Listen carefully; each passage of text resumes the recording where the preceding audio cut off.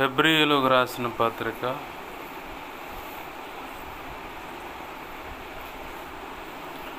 13వ అధ్యాయము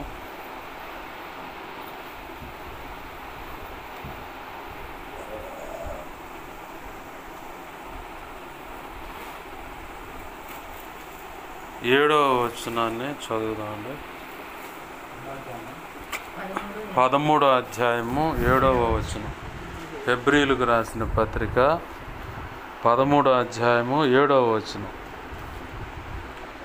మీకు దేవుని వాక్యము బోధించి మీ పైని నాయకులుగా ఉన్న వారిని జ్ఞాపకము చేసుకొని వారి ప్రవర్తన ఫలమును శ్రద్ధగా తలంచుకొనుచు వారి విశ్వాసమును అనుసరించుడి.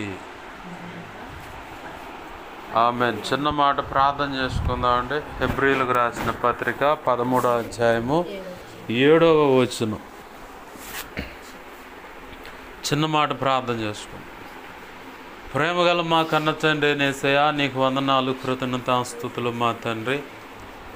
మీరు ఇచ్చిన ఈ లేఖన భాగాన్ని బట్టి నీ కృతజ్ఞతాస్తుతులు అయ్యా. ఈ వాక్యమును రొట్టెను విరవండి. ఈ వాక్యము చాటున మీరు దాచి ఉంచిన నీ మనసులో ఉద్దేశాలు ఏమైతే ఉన్నాయో ఇవన్నీ బయటకు తెచ్చి మీ పక్షం వహించిన మీ దాసుని నోట ఉంచి మీ దాసుడి నోటిని మీ నోటి బోరగా మార్చి నీ బలమైన వాక్శక్తినిచ్చి మీ దాసుడి ముఖాంతరంలోంచి మీరు కనబడుతూ అయ్యా మీరే నాతో మాతో అందరితో సూటిగా తేటగా స్పష్టంగా మీరు మాట్లాడు. మా అందరికీ వినగలిగిన చెవును, గ్రహించగల మనసును, లోబడు హృదయాన్ని, వాక్యానుగుణంగా జీవించే కృపను, హృదయ సున్నతిని, దిద్దుబాటు మనస్సును, నేర్చుకునే శుభగుణ లక్షణమును, నిత్యత్వము చేరు పర్యాంత వరకు నిత్య నీ పాసను శిష్యర్గం చేసే కృప, శిష్యులైన సేవకగణముగా దేవా మేము తీర్చిదిద్దబడి బూదిగాంతుల వరకు నీ పక్షంగా నీ సేవకై బయలువెళ్ళి ఘనమైన నీ సేవ చేసి దేవా సంపూర్ణ సిద్ధి పొంది అలాగనే అందరినీ సంపూర్ణులుగా చేసి నీ క్రీస్తు న్యాయపీఠ మీదట నిలవబెట్టి ఆనాడు దేవ వారికి మాకును అందరికీ కలిపి బడా మంచి దాసుడాలని నీ చేత మెప్పు, ఘనత, మహిమ, బహుమతులు అందుకొని నిత్యత్వంలో ప్రవేశించి వధువులోనూ నిర్ణయించిన ఉన్నత స్థానంలో నిలచి యుగ యుగాలు నీతో కలిసి నిత్యరాజ్య పరిపాలన చేసి నేను మహింపరిచే భాగ్యం కలుగునట్లుగా మాకు ఉపదేశించమని మమ్మల్ని బలపరచమని మాకు బోధించి నడిపించమని బతిమలాడుతున్నాం. మా ప్రభువా కనికరించండి అయ్యా, సహాయం చేయండి. ఇదిగో తండ్రి, నీ పక్షం వహించిన నేను ఎంత బలహీన నీకు బాగా తెలుసు. నీ మీద అనుకున్న నీ కృప మీద ఆధారపడ్డా నాలో కోరుకున్న పరిశుద్ధతను ఆశిస్తూ నా సమస్త అవిధేయతల అతిక్రమ దోషాలు, పాప దోషాలు, ఆజ్ఞాతిక్రమలో క్షమించండి. నీ పరిశుద్ధ శిలువ రక్తంతో నన్ను కడిగి పవిత్రపరచు, నీ శుద్ధజలంతో నన్ను కడిగి పవిత్రపరచు, నీ ఆనంద తైలాభిషేకం నాపై ఇంకో గొప్పగా ఉంచు.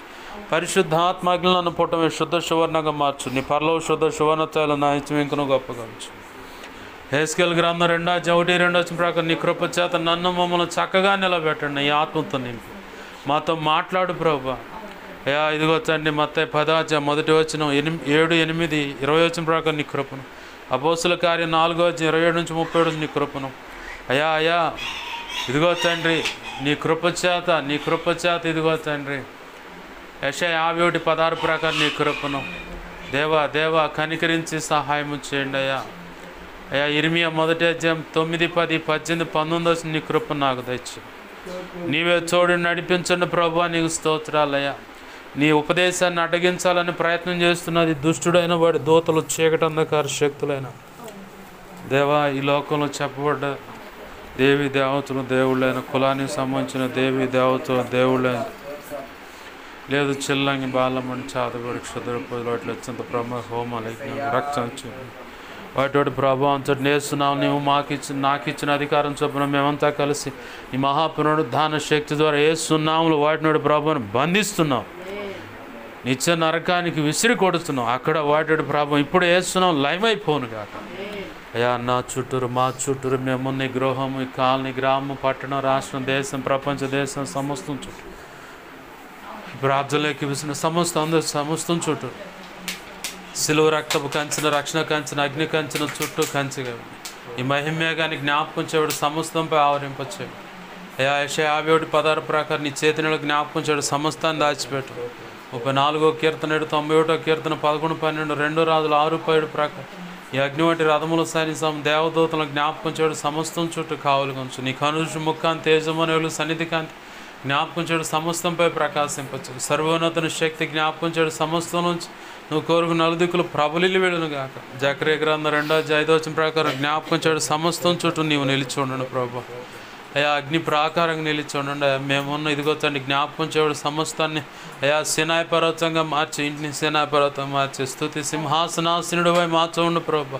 ఈ కాలనీలోని పట్టణం, రాష్ట్రం, దేశం, ప్రపంచ దేశం సమస్తం చుట్టూరు అయా నేను ఎవరెవరి విషయం లెక్క అప్పజాప కుటుంబ సభ్యులు సంఘ బిడ్డల విషయంలో సోషల్ మీడియా ద్వారా పరిచయం వెంబడిస్తున్న బలపడుతున్న వారి విషయంలో కూడా అందరికీ దేవారు ఉన్న ఇళ్లను సినాయి పర్వతాలకు మార్చు. గృహాలను దేవ స్తుతి సింహాసనాసనుడు నువ్వు ఉండుతండ్రి.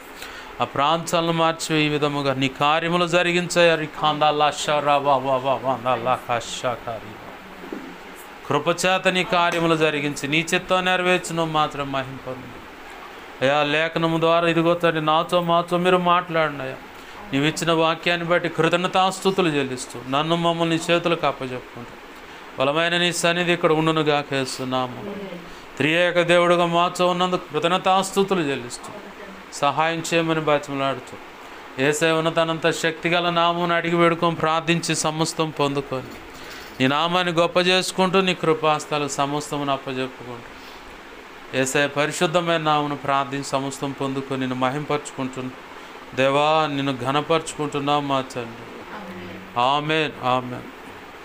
ప్రభునందు సమకూడిన మీ అందరికీ మరి ఆన్లైన్లో ప్రత్యేకంగా మీరు సమకూడిన మీ అందరికీ కూడా ప్రత్యేకంగా ప్రభు అయిన యేసుక్రీస్తు నామమున నా హృదయపూర్వకమైన వందనాలు.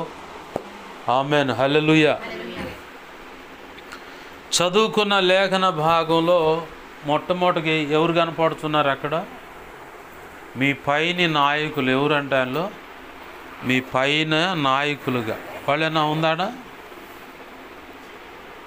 ఎవరున్నారు?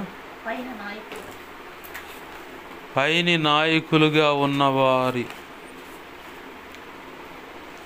దేవునికి మహిమ కలుగునుగాక.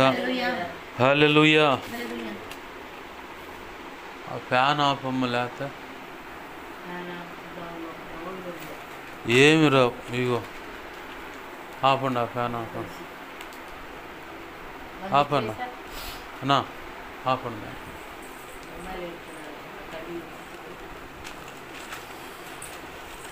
దేవునికి మహిమ కలుగునుగాక. హల్లెలూయా. చదువుకున్న లేఖన భాగంలో అక్కడ మనకు మీకు దేవుని వాక్యం బోధించి అంటే ప్రతి ఆదివారం పరిశుద్ధమైన శరీరక్తాలు ఇస్తూ అలాగనే మిగతా రోజుల్లో సంఘ క్రమాల్లో కూడా దేవుని వాక్యం అందిస్తా దేవుడు మీకోసం ప్రత్యేకంగా ఏర్పరిచినటువంటి దైవజనుడు. అదే కదా దాని అర్థము. మీకు దేవుని వాక్యం బోధించి మీ పైని నాయకులుగా ఉన్నవారిని జ్ఞాపకం చేసుకొని. ఎందుకు జ్ఞాపకం చేసుకోవాలి వీళ్ళని? ఎందుకు జ్ఞాపకం చేసుకోవాలంటే ఒకప్పుడు ఏదైనా తోటలో ఆదాము అవ్వల దగ్గరికి యేసయ్యే డైరెక్ట్గా వచ్చి మాట్లాడాడు. అయితే వాళ్ళకిచ్చిన ఆధిక్యత, యేసయ్యనే డైరెక్ట్ ముఖాముఖిగా చూసే ఆధిక్యత, యేసయ్యతోనే ముఖాముఖిగా మాట్లాడే ఆధిక్యత, అసలు ఈ లోకం మీద సర్వ అధికారం అంటే ఒక రాజుగా ఆదాము అవ్వలో ఒక రాజు రాణిగా ఎంచబడి ఈ భూమి మీద ఓ ప్రాంతం అతి పరిశుద్ధమైన స్థలం అనుకోవచ్చు ఒక లెక్క. ఏదేను తోటకి ఆదాము అవ్వలను బయటికి నెట్టేసినప్పుడు కొన్ని సందర్భాలు కొన్ని విషయాలు మనం అక్కడ చదువుతాం. అగ్ని వంటి ఖడ్గములు ఏంది ఎప్పుడు ఇట్లా తిరుగుతూ ఉంటాయట. అయితే దానికి అక్కడ మళ్ళీ దేవదూతలను కూడా కావలు పెట్టాడు దేవుడు. అంటే ఆదాము అవ్వలను బయటికి నెట్టేటప్పుడు. మరి అంతకుముందు లేరా అంటే ఉన్నారు.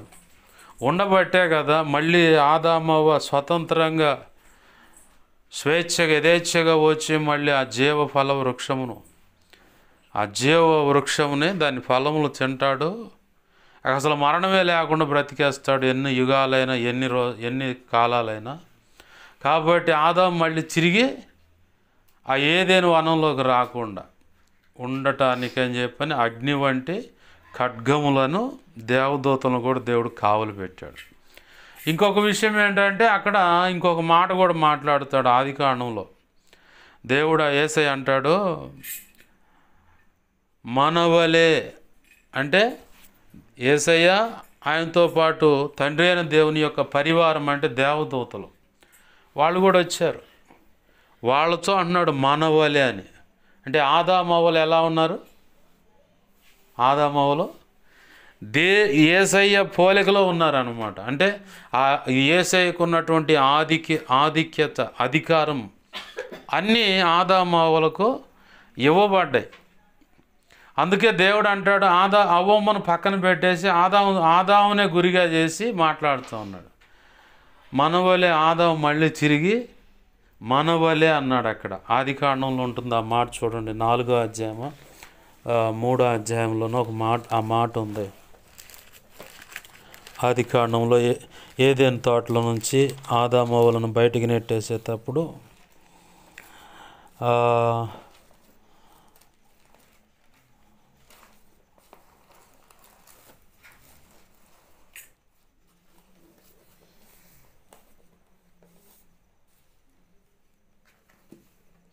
22వ వచనం, అప్పుడు దేవుడైన యెహోవా ఇదిగో మంచి చెడ్డలను ఎరుగునట్లు ఆదాము మనలో ఒకని వంటి వాడాయను.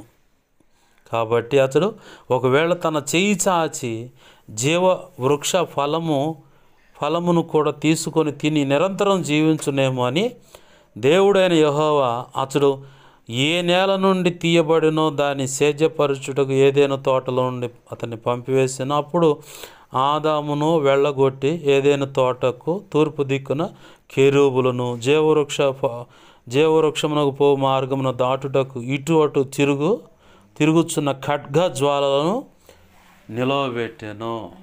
ఆమేన్, హల్లెలూయా. దేవునికి మహిమ కలుగును గాక. ఏమే మనలో ఒకడే వంటి వాడు అన్నాడు ఆదాము. అంటే దేవుడు ఎంత గొప్ప ఆశీర్వాదాన్ని ఆదాముకి ఇస్తే ఇక్కడ మనకు దేవుడు జ్ఞాపకం చేస్తున్న సందర్భం ఒక కోణంలో దేవుడే ఆదాముతో ముఖాముఖిగా మాట్లాడుతూ కనబడుతూ సెక్షన్ కనపడుతుంది. ఇక్కడ కారణం ఏంటంటే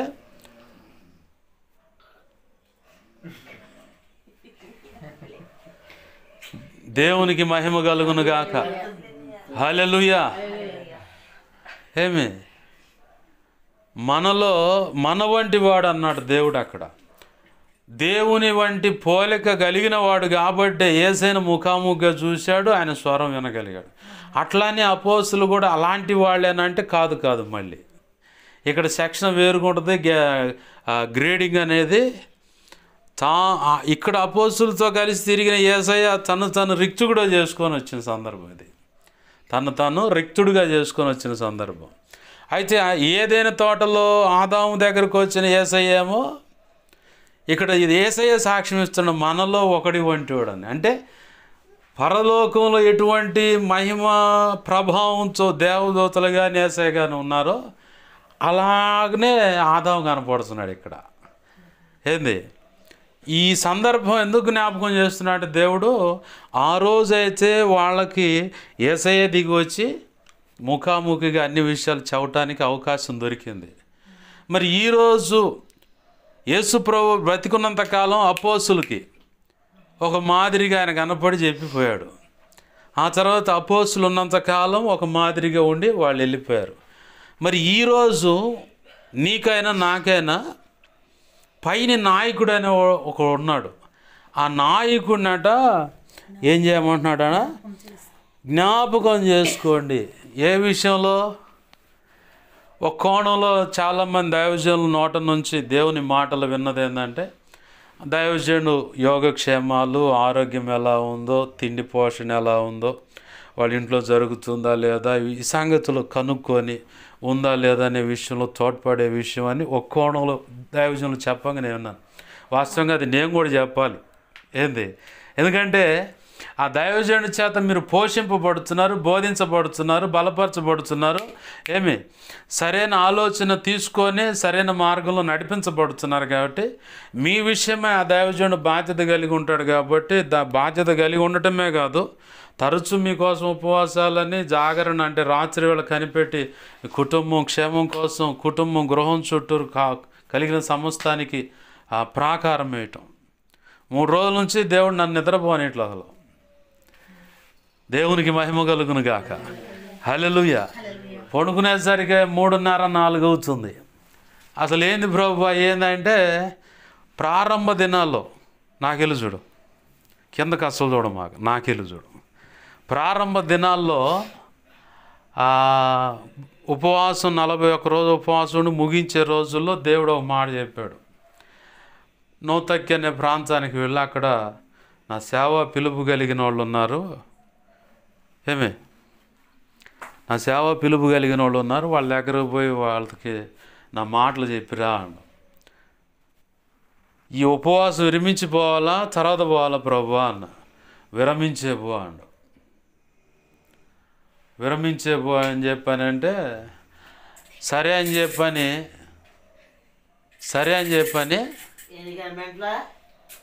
మా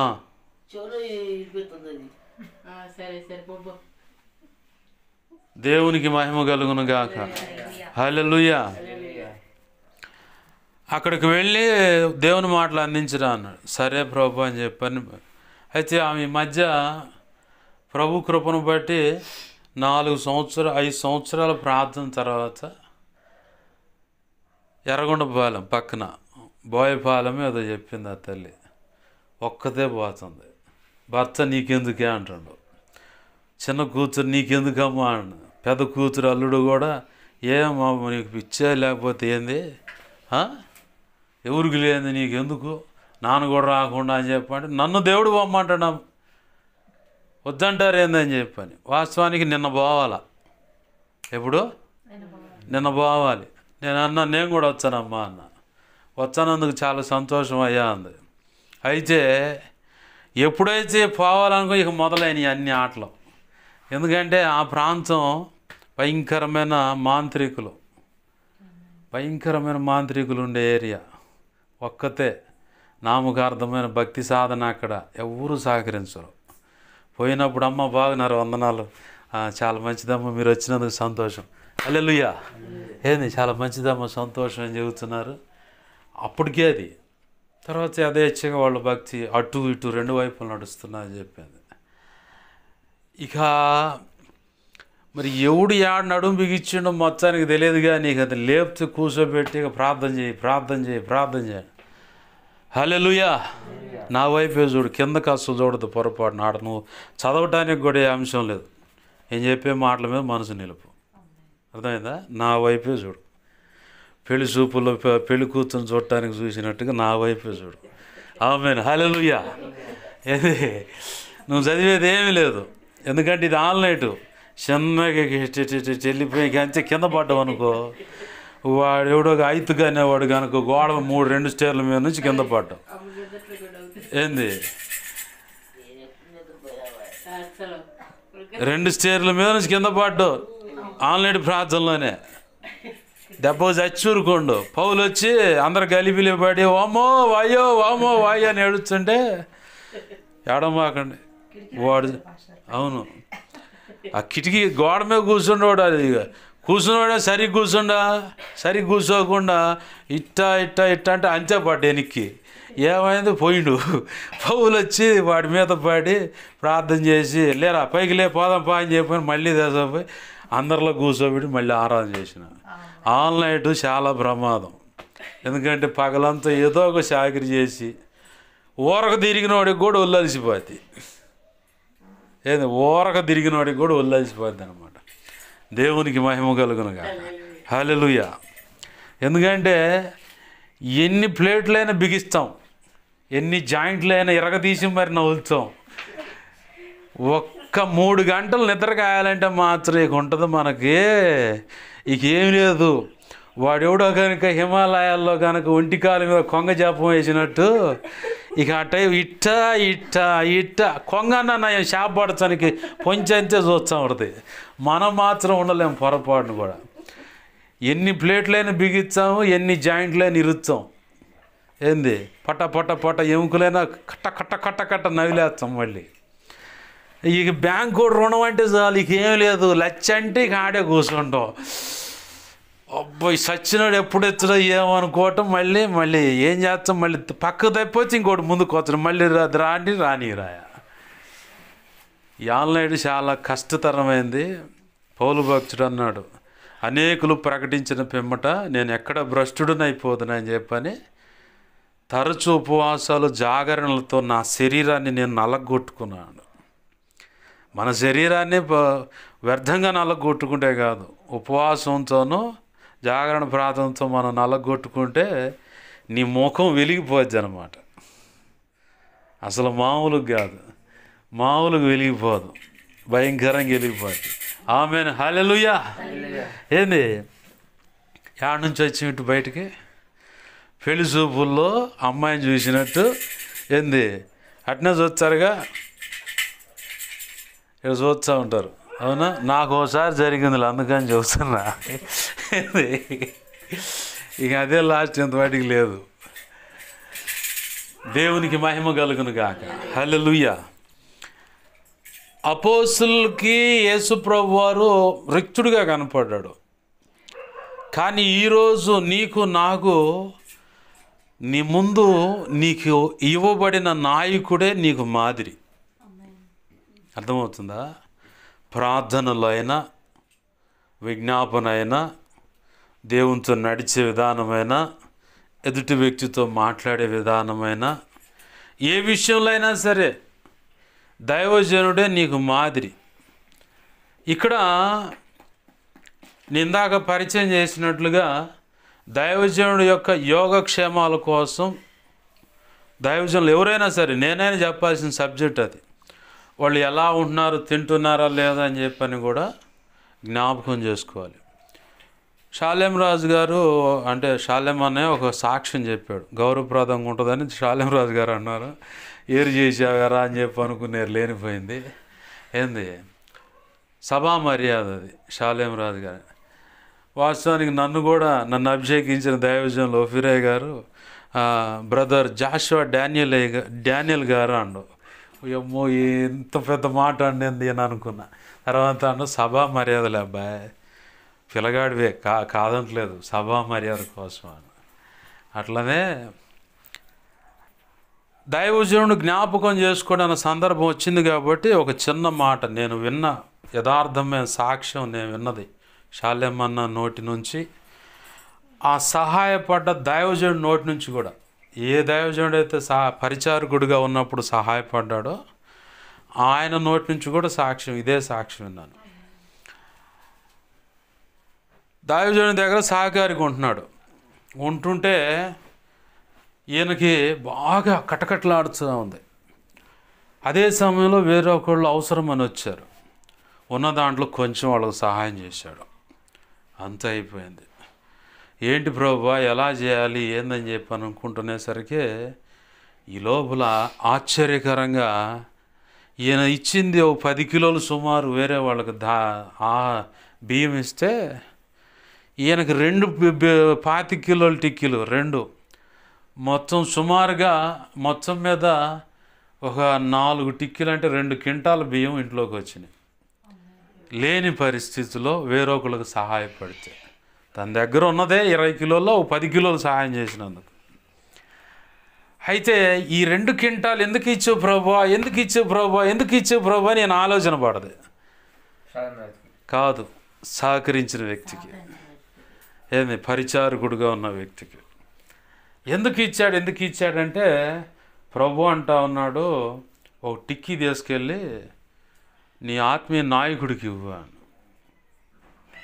ఈయన మనసులో ఉన్న గిలేందంటే నేను ఇస్తే తీసుకుంటాడా, ఆయనకు అంత అవసరం ఉందా ఏంది అని చెప్పని ఆలోచనలో పడు.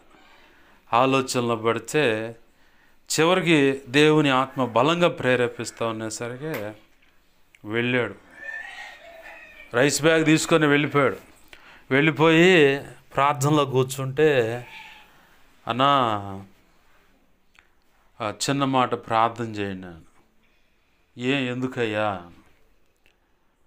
లేదన్నా, దేవుడు ఇలా మాట్లాడుతూ ఉన్నాడు నాతో. ఒక 25 కిలోలు రైస్ బ్యాగ్ తెచ్చానన్నా, మీరు ప్రేయర్ చేయండి అన్నా. వద్దు తమ్ముడు, నాకు మీకు ఎలా ఉందో పరిస్థితి ఏందని చెప్పని అంటామంటే, లేదన్నా నాకు ఉన్నాయి, మీకు ఇవ్వమని దేవుడు చెబుతా ఉన్నాడు, అందుకే తెచ్చాను, ప్రేయర్ చేయండి అన్న, నేను వెళ్తాను. ప్రార్థన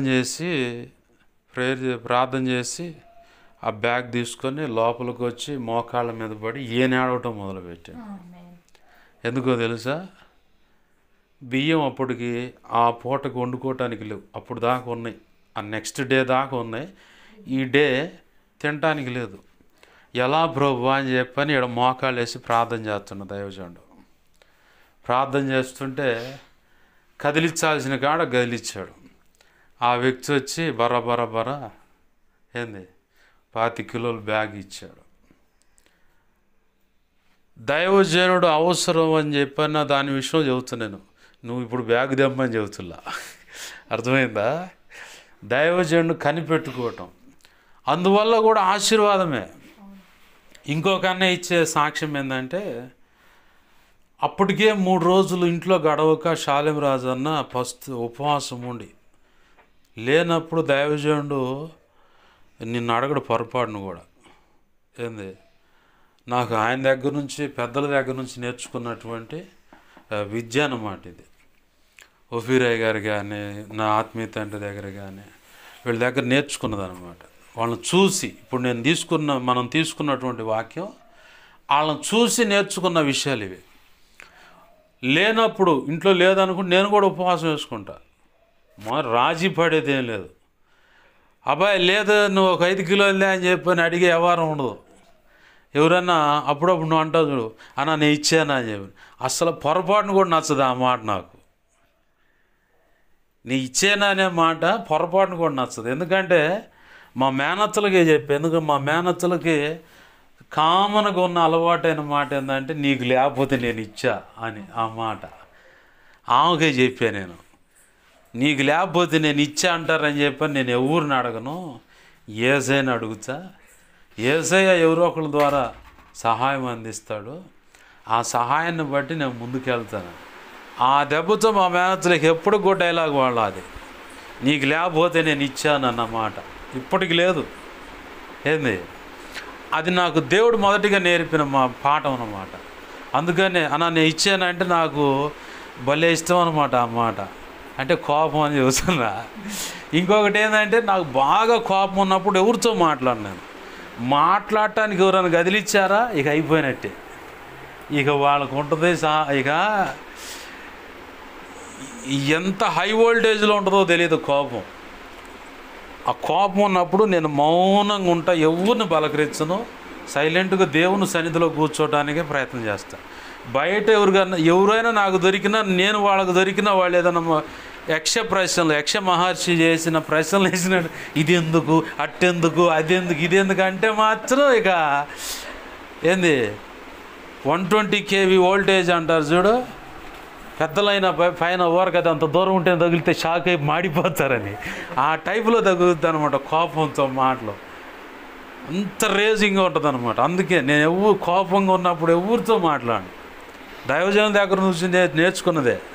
శాలేం అన్నైనా కోపం వచ్చితే ఎవరితో మాట్లాడకుండా అట్లా తిరుగుతున్నాను. అంత కోపంలో ఉన్నప్పుడు ఎవరు పోతారయ్యా ఆయన దగ్గరికి అంటే, దావీదు పాషా గారు మా ఆత్మీయ తండ్రి పోతాడంట.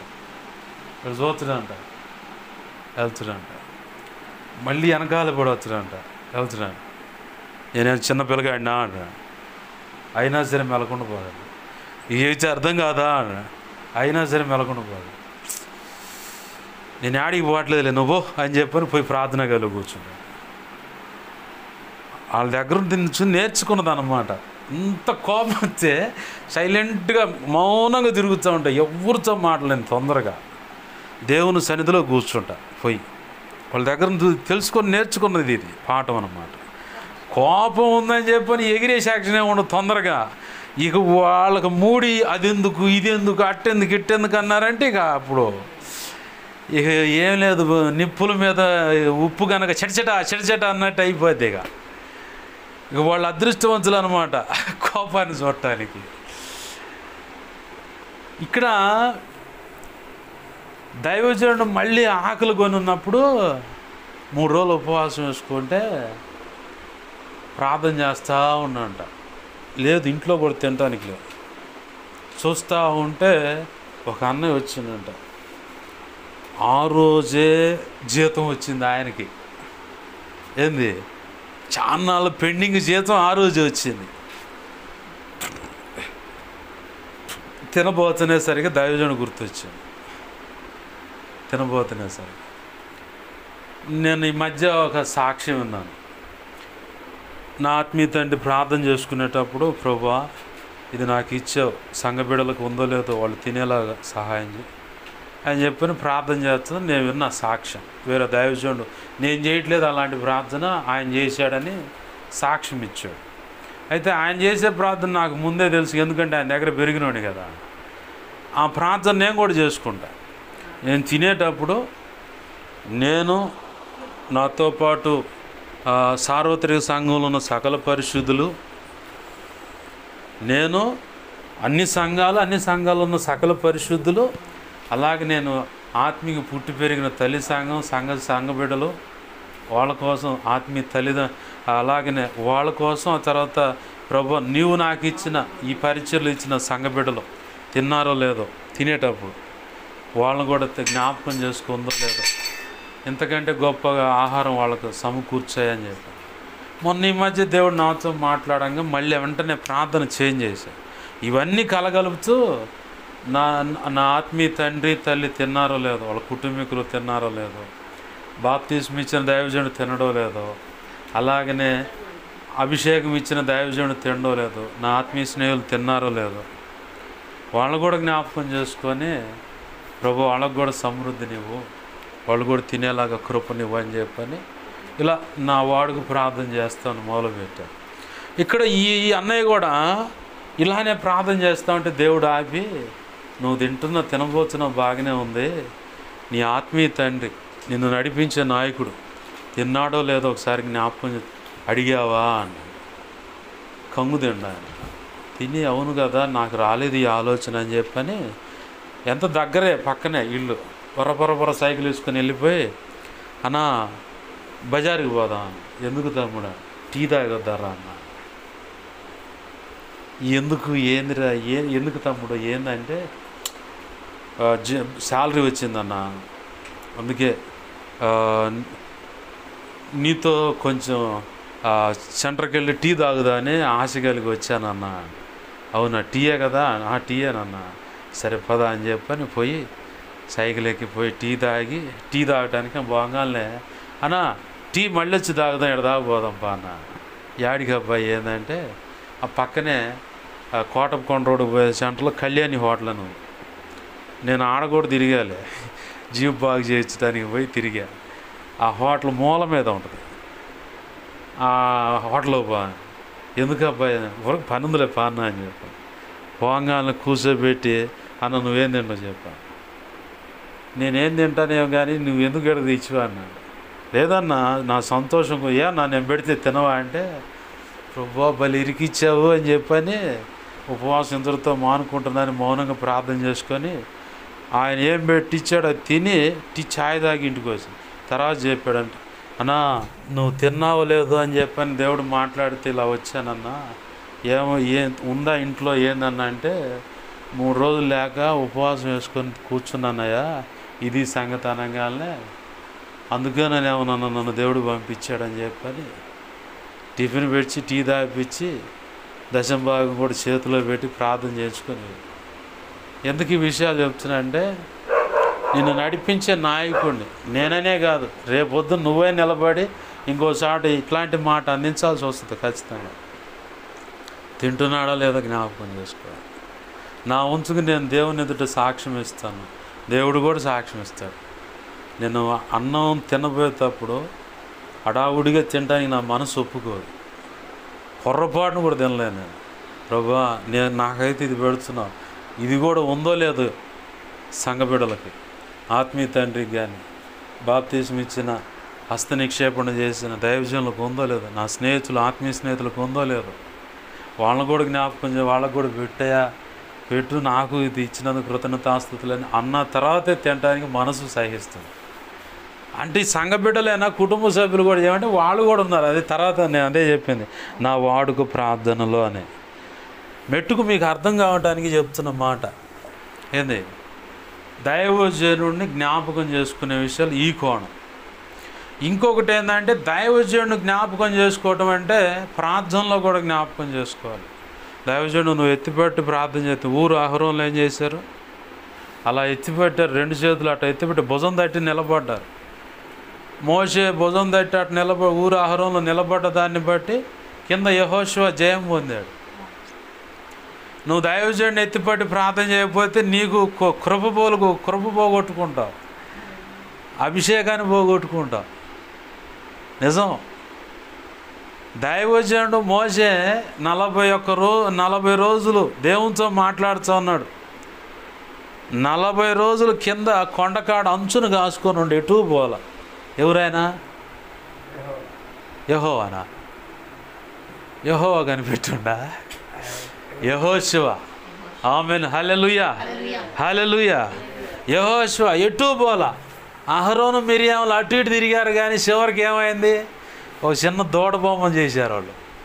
యెహోషువ ఆడే నిలబడ్డాడు. మళ్ళీ రెండోసారి కూడా దేవుడు రమ్మండు పోయిండు, అయినా సరే యెహోషువ ఆడే కనిపెట్టుకొని ఉండవు. నమ్మకంగా కనిపెట్టుకొని ఉండటం వల్ల కృప పొందుకున్నాడు. కృప ఎంతంటే దేవుడే సంఖ్యాకాండంలో మాట సాక్ష్యం ఇచ్చాడు, కాపర్ లేని గొర్రెలు అవుతారు కదయ్యా వీళ్ళు. మోషే ఇంక నువ్వు చచ్చిపో, నువ్వు వచ్చేసి ఇంక నువ్వు అవసరం లేదు ఇక అక్కడ అని చెప్పని మోషేతో దేవుడు మాట్లాడినప్పుడు మోషే అంటాడు, ప్రభువా కాపర్ లేని గొర్రెలు అవుతారు వీళ్ళు, మరి వీళ్ళ సంగతి ఏం చేయమంటావు? మరి నా తర్వాత నాయకుడు ఎవరినైనా నువ్వు ఏర్పాటు చేసావా ఏందయ్యా అంటే, సంఖ్యాకాండంలో ప్రభు అంటాడు అక్కడ, యెహోషువ ఉన్నాడు కదా, యెహోషువ నా ఆత్మను పొందుకున్నవాడు అన్నాడు. ఎవరంటే ఆయన, యెహోషువ నా ఆత్మను పొందుకున్నవాడు. కాబట్టి నీలో ఉన్న ఘనత కొంచెం అతని మీద ఉండునట్లుగా నీ చెయ్యిని ఎవరి మీద ఉంచమండు అన్నా?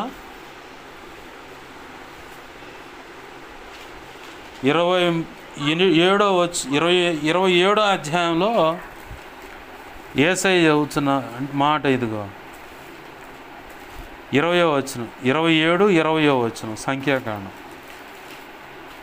ఇజ్రాయేలీల సర్వ సమాజం ఎదుట అతని మాట వినున్నట్లు అతని మీద నీ ఘనతలో కొంత ఉంచుము.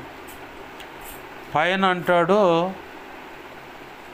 18వ వచనం చూడండి, అందుకు యెహోవా మోషేతో ఇట్లా, నేను నూను కుమారుడైన యెహోషువ ఆత్మను పొందినవాడు, నీవు అతన్ని తీసుకొని అతని మీద నీ చెయ్యి ఉంచి యాజకుడగు ఎలియాజరు ఎదుట సర్వ సమాజం ఎదుట అతన్ని నిలవబెట్టి వారి కన్నుల ఎదుట అతనికి ఆజ్ఞ ఇమ్ము అన్నాడు.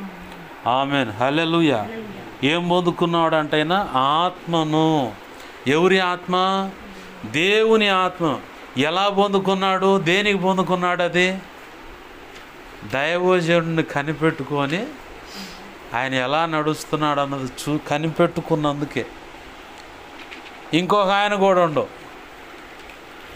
తిష్బీయుడైన ఏలియా దగ్గర చేతుల మీద నీళ్లు పోసిన ఆయన, నీళ్ళే పోసింది, ఆయన ఇంకేం చేయాల. లేఖనం సాక్ష్యం ఇచ్చిన మాట ఏంటంటే, ఇక్కడ ప్రవక్తలు ఎవరైనా ఉన్నారా అని అడిగితే ఉన్నాళ్ళయ్యా ఒకడు.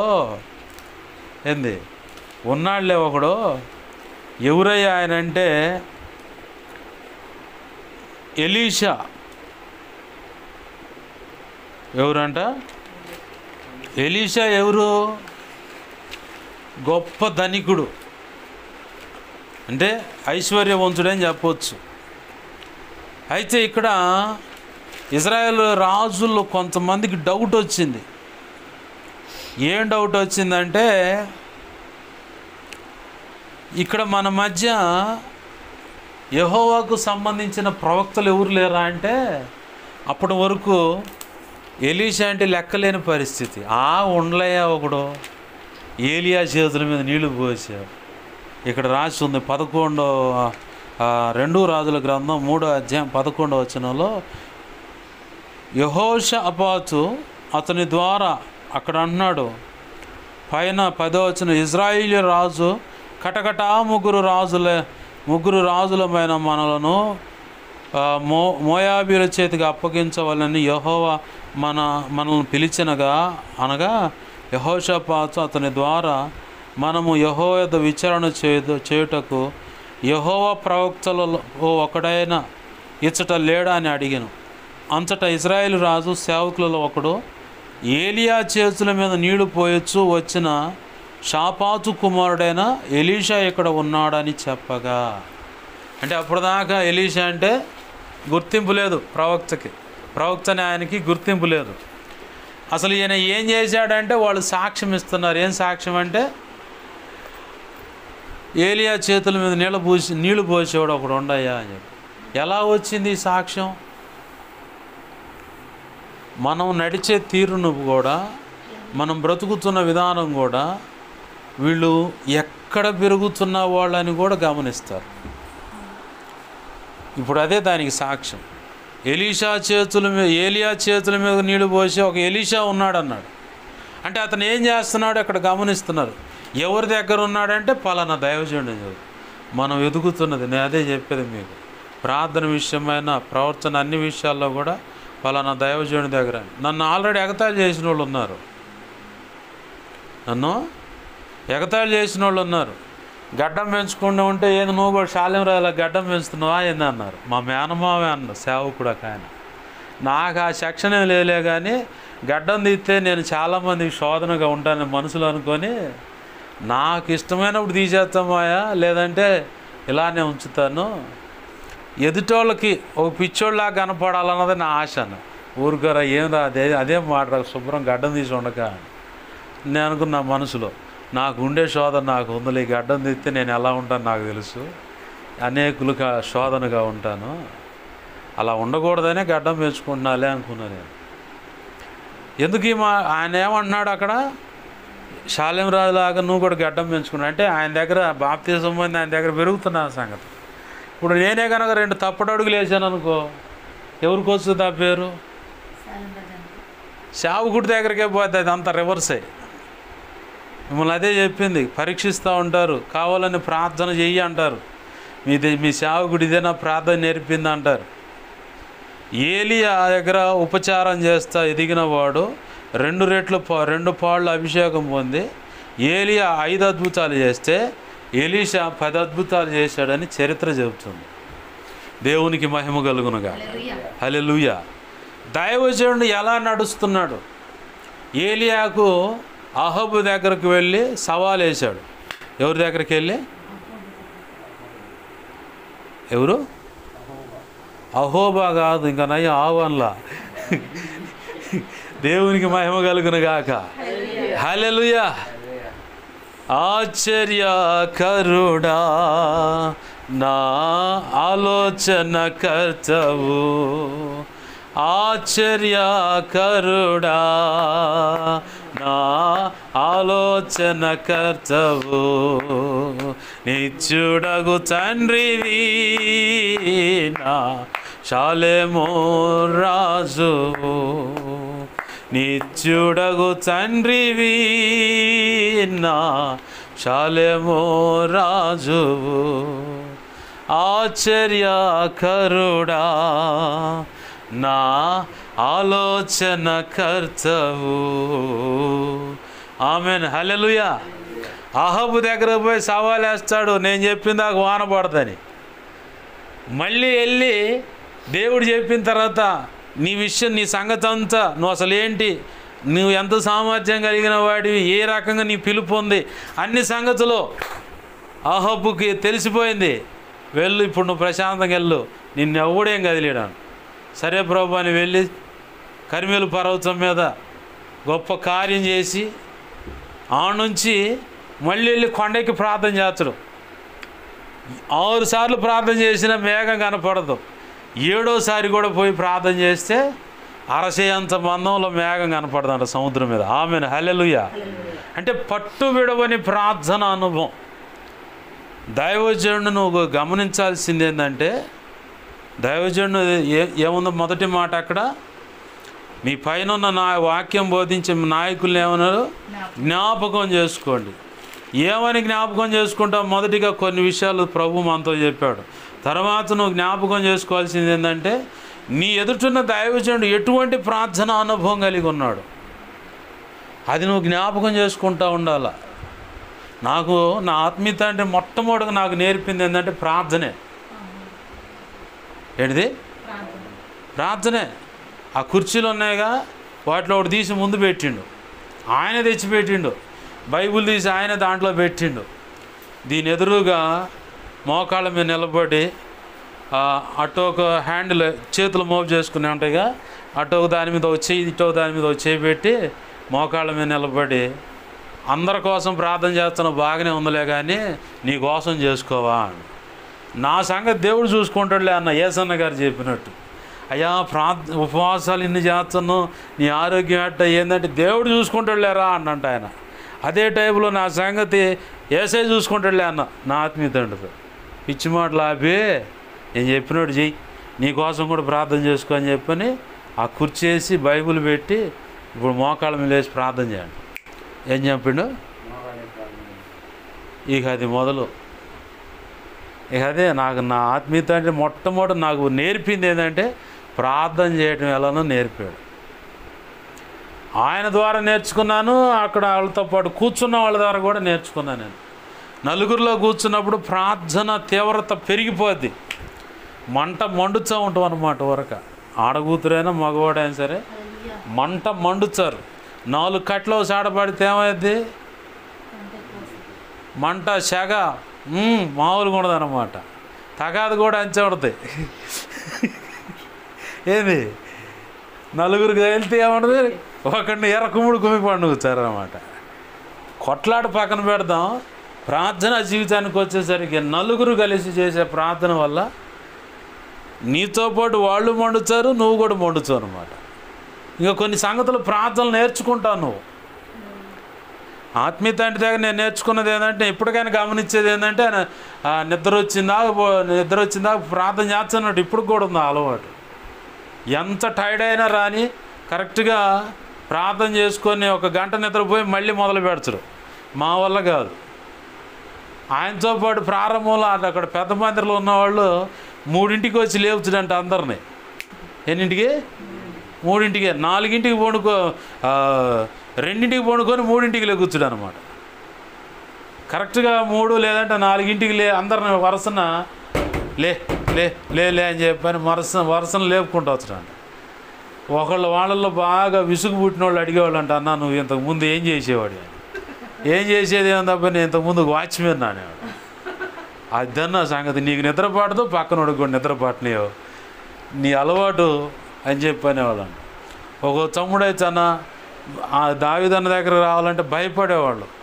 ఎందుకు భయపడతారంటే, 4ంటికి 5ంటికి లేపుతుడు, ఎమ్మడే లేపి ప్రార్థన చేద్దాం లేండి అంటాడు. నన్ను తొందరపాటు కదిలిచ్చేవాడు కాదు. ఎందుకంటే ఆయన ఎంతసేపు మెలుగుతూ ఉండి ప్రార్థన చేస్తాడో నాకు తెలియదు, కానీ ఆయన నన్ను ఎప్పుడు వచ్చి మందిరంలో నన్ను ఎప్పుడు చూసి నేను మోకాళ్ళ మీద కనపడతా. నేను అట్లా ప్రార్థన చేసుకుంటున్న సంగతి తెల్లారుజాము ఎన్నింటికి 3 లేదా 4, 5ంటికి వచ్చేవాళ్ళకి అర్థం కాదు. ఈడొక్కడు ఎందుకు నిద్రపోవచ్చుండో మేము అంతెందుకు ప్రార్థన చేస్తున్నాం అనుకునేవాళ్ళు పాపం. వాళ్ళకి తెలియదుగా వాళ్ళు వచ్చే ముందుగానే నిద్రపోయిన సంగతి, నేను నిద్రపోయిన సంగతి వాళ్ళకి తెలియదు. అప్పుడు దాకా ప్రార్థన చేస్తూ ఉన్నానని అందరికీ అది డౌట్ అనమాట. ఆయన ఎందుకు కదిలేరు, నన్ను ఎందుకు కలుగుతా, అక్కడికి ఒకళ్ళు వచ్చి అన్నాలే అని, ఒరే నేను ఇంతకు ముందేరా పడుకుందని చెప్పనేవాడిని. అప్పుడప్పుడు పాస్టర్ గారు చూస్తాం, వాకిలు ఎదురుగునే ఉంటుంది మందిరానికి, ఇక్కడ ఈ కాలనీలోనే మందిరానికి ఇంటి ఎదురుగునే మందిరం అన్నమాట. చూస్తూ ఉండేవాడు. ఎంతసేపు మోకాళ్ళ మీద బలిపేట ఎదురుగా లైట్ ఒకటి వెలుగుతూ ఉంటుంది, అక్కడ నిలబడి మోకాళ్ళ మీద నిలబడి ప్రార్థన చేస్తూ ఉంటాడు. నా ఆత్మీయ తండ్రి దగ్గర నేను నేర్చుకున్నది, నువ్వు కూడా చేయాల్సింది ఏంటంటే నీ పైన ఉన్న నాయకుడు ఎలాంటి అనుభవాల్లో ఉన్నాడో కూడా జ్ఞాపకం చేసుకోవాలి. ఇప్పుడు నేను జ్ఞాపకం చేసుకున్నాను కాబట్టి మీకు అందించగలుగుతున్నాను నా సబ్జెక్టు. అదే జ్ఞాపకం చేసుకోకపోతే, అది నేను నేర్చుకోకపోతే, ఇప్పుడు ఒక చిన్న మాట, నాతో దేవుడు మాట్లాడుతాడండి, నీతో నాకు పని లేదనుకున్నావు అనుకో, శుభ్రంగా నువ్వు ఒక శరీరం ఒకటి రెడీ చేసుకోవడం, రొట్టె ముక్క ప్రార్థన చేసుకోవడం, నువ్వు తీసుకోవడం మేలు. ఎందుకు ఈ మాట అంటున్నా అంటే, వింటున్నావా? ఎందుకు ఈ మాట అంటున్నాను తెలుసా? నీతో దేవుడు మాట్లాడతాడన్న సంగతి నువ్వు ఎరిగినా నీ పైన ఇచ్చిన నాయకుడికి నువ్వు లోబడాల్సిందే. ఎందుకంటే నీకు కొన్ని సంగతులు తెలియవు. ఏం తెలియవు? కొన్ని సంగతులు నీకు తెలియవు. అవి దేవుడే డైరెక్ట్గా, దేవుడు కొన్ని విషయాలు నీకు చెబుతాడు, కొన్ని విషయాలు సరి చేసుకోమని చెబుతాడు. ఏంటి? కొన్ని సరి చేసుకోమని చెబుతాడు. మరికొన్ని అంటే మ్యాక్సిమం 90% నీకు అప్పచెప్పిన నాయకుడి దగ్గరే నీకు నేర్పుతాడు. ఆమెన్, హల్లెలూయా. నేను నేర్చుకున్నాను కాబట్టి అది చెప్తున్నాను. నాతో కూడా దేవుడు మాట్లాడుతాడు. ఇప్పుడు మీతో మాట్లాడుతున్న ముఖాముఖిగా మాట్లాడే అనుభవం నాది. అంటే నిర్గమాకాండం 33:11లో దేవుడు చెప్పినట్లుగా మోషేతో నేను ఒక మనుషుడితో లేదా ఒక స్నేహితుడితో ఎలా అయితే మాట్లాడుతానో అలా మాట్లాడుతాను అన్నాడు. ఆ అనుభవం ఎట్టు నాది. ఇప్పుడు నీతో కూడా దేవుడు మాట్లాడుతుండు, నాది ఈ అనుభవం ఎట్టు. అలాగని చెప్పిన ఆత్మీయ తండ్రి నేను తృణీకరిస్తానా? బాప్తిస్మం ఇచ్చిన దైవజను తృణీకరిస్తానా? అభిషేకం ఇచ్చిన దైవజను తృణీకరిస్తానా? నా పక్కనున్న దైవజను తృణీకరిస్తానా? లేదు నాతో పాటు ఉన్న వాళ్ళు నేను తృణీకరిస్తానా? లేదు, అవకాశం లేదు. ఎందుకంటే వాళ్ళ దగ్గర కూడా నేను ఏదో నేర్చుకునే పాఠం ఉంటుంది. విశ్వాసి దగ్గర కూడా నేను నేర్చుకునే పాఠం ఏదో ఒకటి ఉంటుంది. నాకు కొన్ని అందకపోవచ్చు, వాళ్ళకు కొన్ని అంది ఉండవచ్చు. అలా అని నాకు అన్నీ తెలుసని నేను కనుక విర్రవీగితే నేనే ముందు పడేది బిళ్ళబీటుగా. లేఖనం చెబుతుంది ఒక మాట, నిలుచుచున్నానని తలంచువాడు పడిపోకుండా ఏం చేయాలా? దేవునికి మహిమ కలుగునుగా. హల్లెలూయా.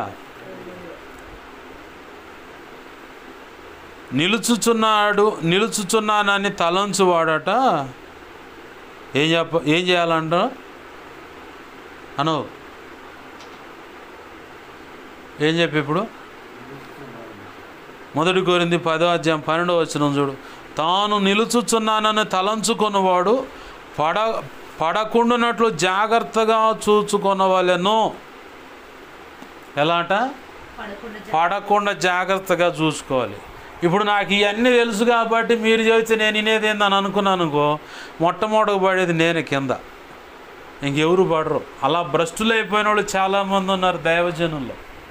అలాగనే విశ్వాస జాబితాలో లేదంటే పరిచారకుల జాబితాలో కూడా, సంఘ పెద్దల జాబితాలో కూడా చాలామంది పడిపోయి లోకస్తులుగా మారిపోయిన వాళ్ళు ఉన్నారు. నువ్వు ఎప్పటికప్పుడు నేర్చుకునే మనస్సు నీకుండాలి. నేర్చుకునేటువంటి మనస్సు, అటువంటి ఆశ, కోరిక నీకు ఉండాలి. అది ఉంటే నువ్వు ఎన్నైనా నేర్చుకోగలుగుతావు, ఎన్నో పాఠాలు నువ్వు నేర్చుకుంటావు, అనేకులకు కూడా బోధించగలుగుతావు. నేర్చుకునే స్వభావం లేదనుకో, ఇక నీకు చెప్పడు దేవుడు, నిన్ను పక్కన పెట్టేస్తాడు. నన్నైనా సరే నేర్చుకునే స్వభావం నాకు లేదనుకో, నాకు అంతా తెలిసిందనే ఇది భక్తి గర్వం అనేది నాకు పట్టిందంటే నన్ను పక్కన పెడతాడు. ఇక ఏ సమాచారం కూడా నాకు అందదు. అర్థమవుతుందా? ఇక్కడ దేవుడు అంటున్నాడు ఈరోజు మనతో, మీ పైనున్న నాయకులుగా ఉన్నారని జ్ఞాపకం చేసుకోండి. వారి ప్రవర్తన ఫలము పుట్నోట్లో చూడండి, వారు అంతం వరకు నడుచుకొనిన రీతి. ప్రవర్తన ఫలం అంటే అంతం వరకు నడుచుకున్న రీతిని శ్రద్ధగా తలంచుకొనుచు వారి విశ్వాసమును అనుసరించండి. వారి ప్రవర్తన ఫలమును శ్రద్ధగా తలంచుకోవాలి. అలాగనే తలంచటం అంటే జ్ఞాపకం చేసుకోవటం కూడా వస్తుంది. లేదంటే తలంచటం అంటే పలుకు, మాట్లాడటం అనే దానికి కూడా వస్తుంది. తలంచుకోవటం. వారి క్రియా ఫలము, వారి ప్రవర్తన ఫలమును శ్రద్ధగా తలంచుకొనొచ్చు, విశ్వాసమును అనుసరించండి. ఎవరి విశ్వాసాన్ని? నీ పైనున్న నాయకుడు ఏ విశ్వాసం కలిగి ఉన్నాడు, అటువంటి విశ్వాసం కలిగి నువ్వు కూడా అడుగులు వేయటానికి నీ వంతుగా నీవు నడుము బిగించాలి. ఆమెన్, హల్లెలూయా.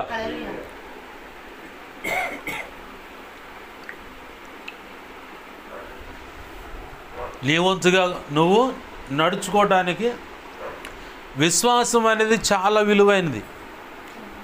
విశ్వాసం లేకుండా దేవునికి ఇష్టమై ఉండటం కూడా చాలా కష్టం. ఇంకొక మాట ఏంటంటే, మనకు బాగా ఇప్పుడు మూలవాక్యం నుంచి ప్రభు మనల్ని హెచ్చరిస్తున్న మాట ఏంటంటే, వారు అంతం వరకు ఎలా నడిచారో వారి నడవడి అంటే క్రియల కిందకు వస్తుంది.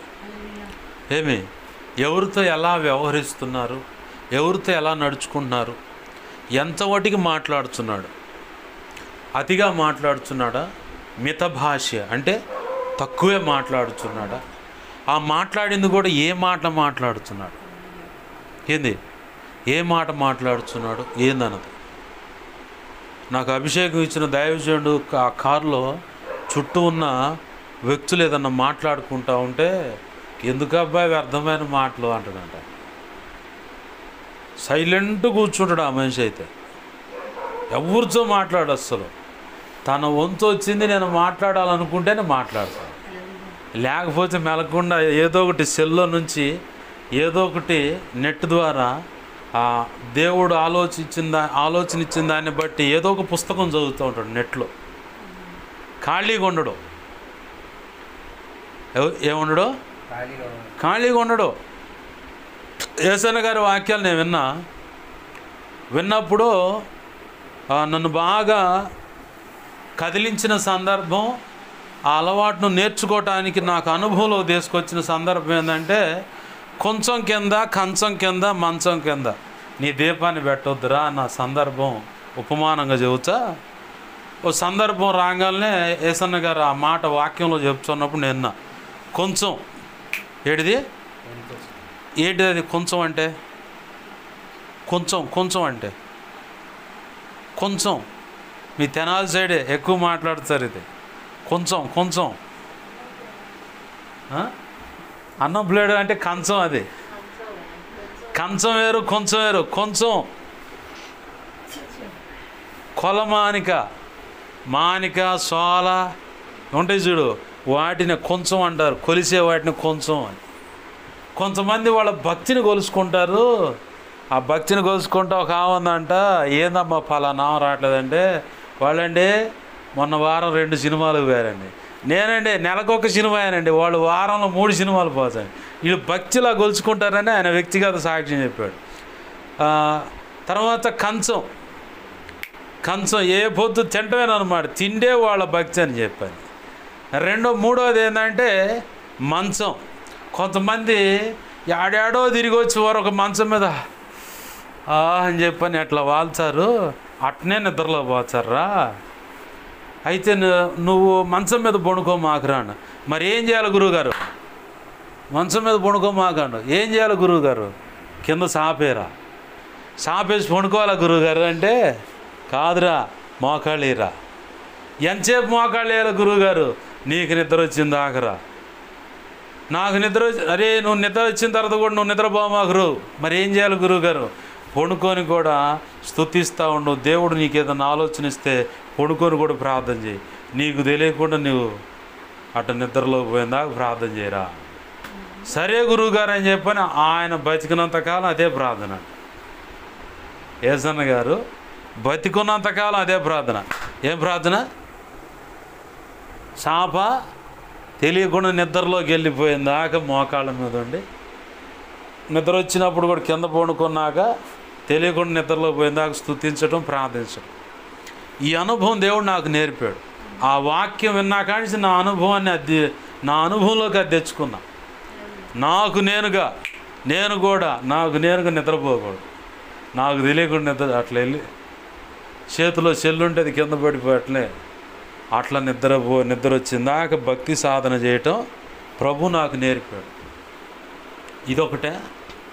అలాగనే నా పైన ఉన్న నాయకుల దగ్గర నేను నేర్చుకున్నది ఏంటంటే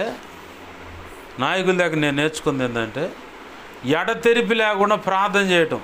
రోగమా, అసలు నన్ను అభిషేకించిన దైవజనుడు అయితే నీ ఒళ్ళంతా క్యాన్సర్ వచ్చిందని కెనాల్ పెట్టారు, విశాఖపట్నం హాస్పిటల్లో పెట్టారు. ఆ హాస్పిటల్ బెడ్ మీద ఉండి, ఎక్కడి నుంచి ఎవరు ఏంది ఆయన హాస్పిటల్లో పెట్టి చచ్చిపోతామని చెప్పారు. బాగా విలువైన సబ్జెక్ట్ ఇది. చచ్చిపోతామని చెప్పారు. బాడీ మొత్తం 100కి పైసలకే ఉంది. నీ బాడీ అంతా క్యాన్సర్, ఏడలేదు గ్యాప్. బాడీలో ప్రతి దాంట్లో కూడా క్యాన్సర్ ఉంది.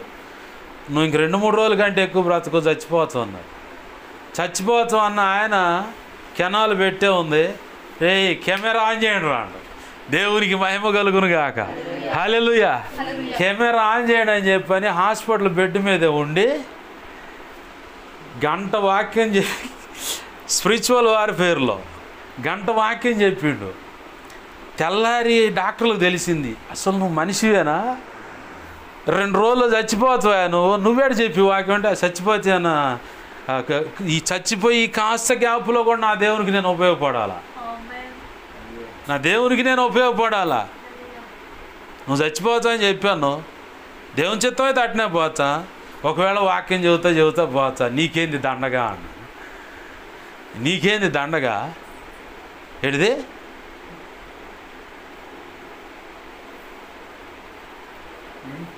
ఏం చెప్పి ఇప్పుడు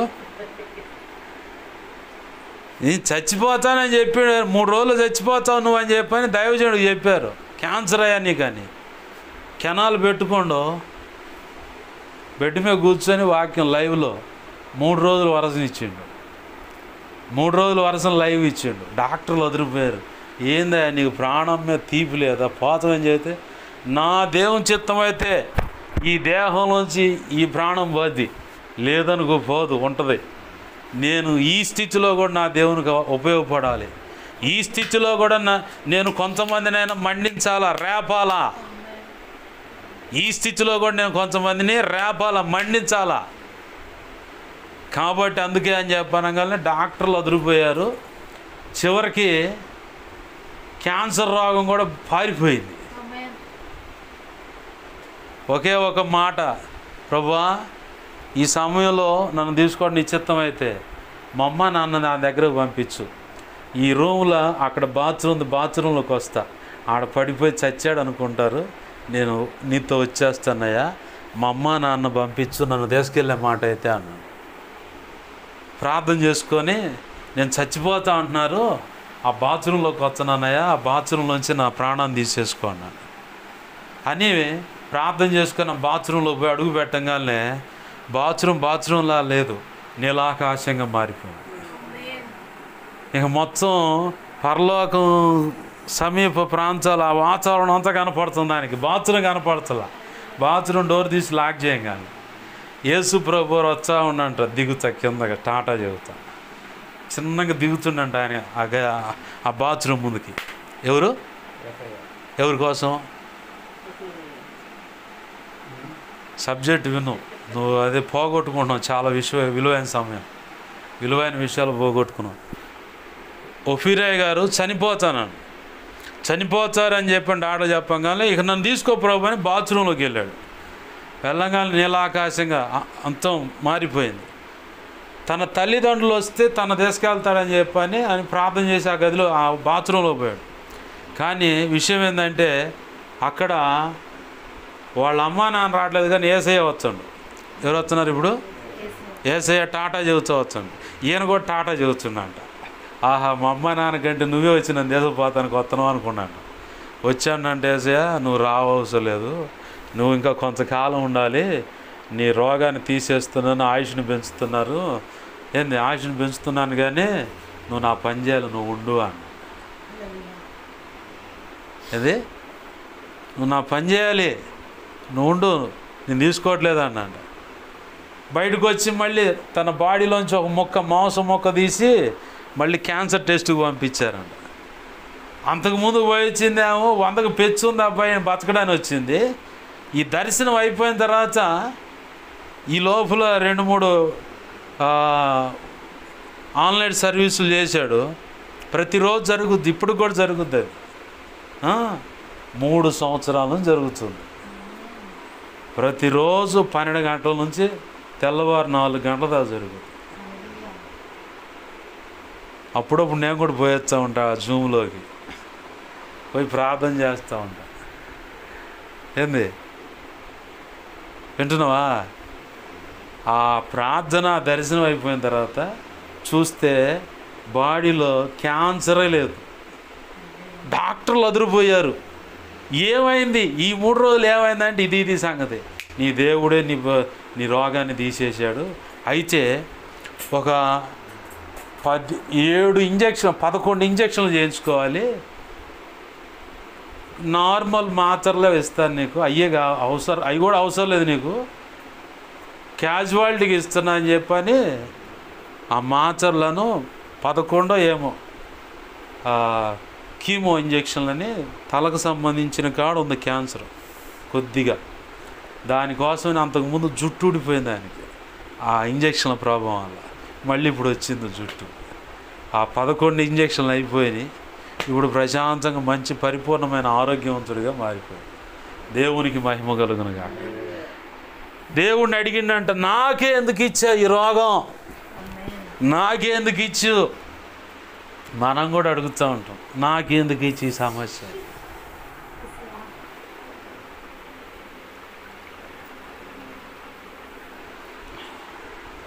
తీసుకురాపు నువ్వు, నాకే ఎందుకు ఇచ్చావు ఈ రోగం అని చెప్పి నన్ను అడిగితే, నా ఇష్టం రా. ఏది నా ఏమన్నా దేవుడు, నా ఇష్టం రా, నాకు కావాలనుకున్నప్పుడు రోగం అనుమతించా. ఏంది మరి నీకు రోగం అనుమతించబట్టే కదా అంత ఘోరమైన రోగం నుంచి కూడా దేవుడు విడిపించగలడు అని చెప్పని అనేకులు విశ్వాసం నిలిపి స్వస్థ చిత్తులు అవుతారని చెప్పనే నీకు ఆ రోగం అనుమతి ఇచ్చింది. నేను ఏర్పాటు చేసుకున్నా, నేను కావాలంటే మీ అమ్మ కడుపులో వేసా 19 సంవత్సరాలు ఉపవాసం ఉంటే, 19 సంవత్సరాలు ఉపవాసం ఉందామా, నాకు మగ పిల్లగాడిని ఇచ్చానన్న దేవుడు. ఎవరిని? మగ పిల్లగాడిని ఇచ్చానన్న దేవుడు.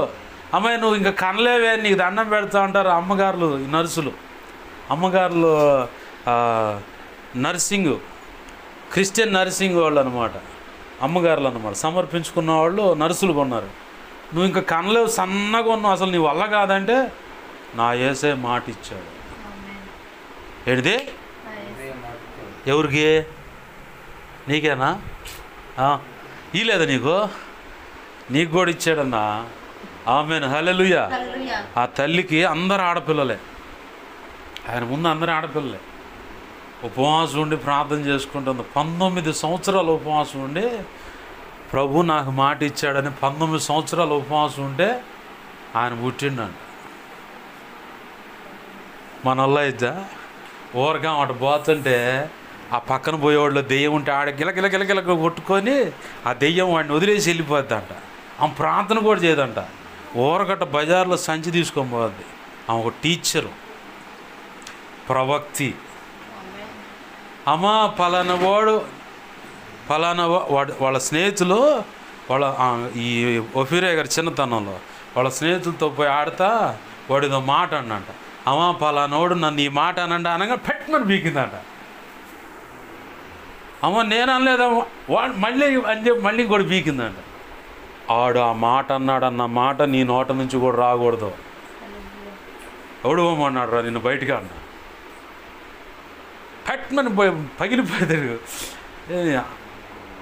ఆ తల్లి ఉపవాసం ఉండి 19 సంవత్సరాలు ఉపవాసం ఉండేలా మీ అమ్మని నిలబెట్టి, మీ అమ్మ గర్భంలో నేనేస్తే నాకు నచ్చినప్పుడు నేను రోగం అనుమతిస్తాను, నాకు నచ్చినప్పుడు తీసేస్తారా, నా ఇష్టం అంటే అబ్బో ఇదేదో మొత్తానికి నాకు రివర్స్ అయ్యేటట్టుంది వ్యవహారం అని చెప్పని, సరే నీ ఇష్టం ఎట్నో చేసుకో ప్రభు అని అప్పచెప్పు.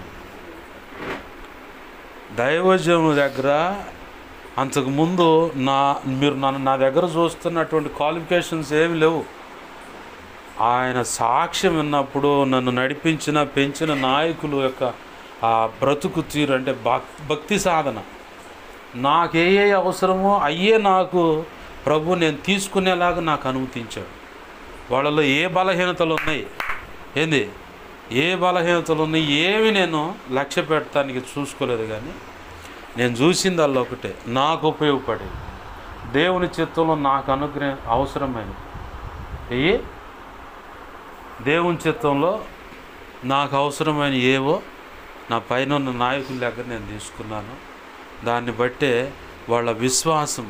ఇప్పుడు ఆ దైవజనుడు చచ్చిపోతామని చెప్పి నాకు యాక్సిడెంట్ అయ్యే గుంటూరులో వస్తున్నప్పుడు పడిపోయినప్పుడు ఈ చెయ్యి ఈ లోపల ఎముక చిట్లింది.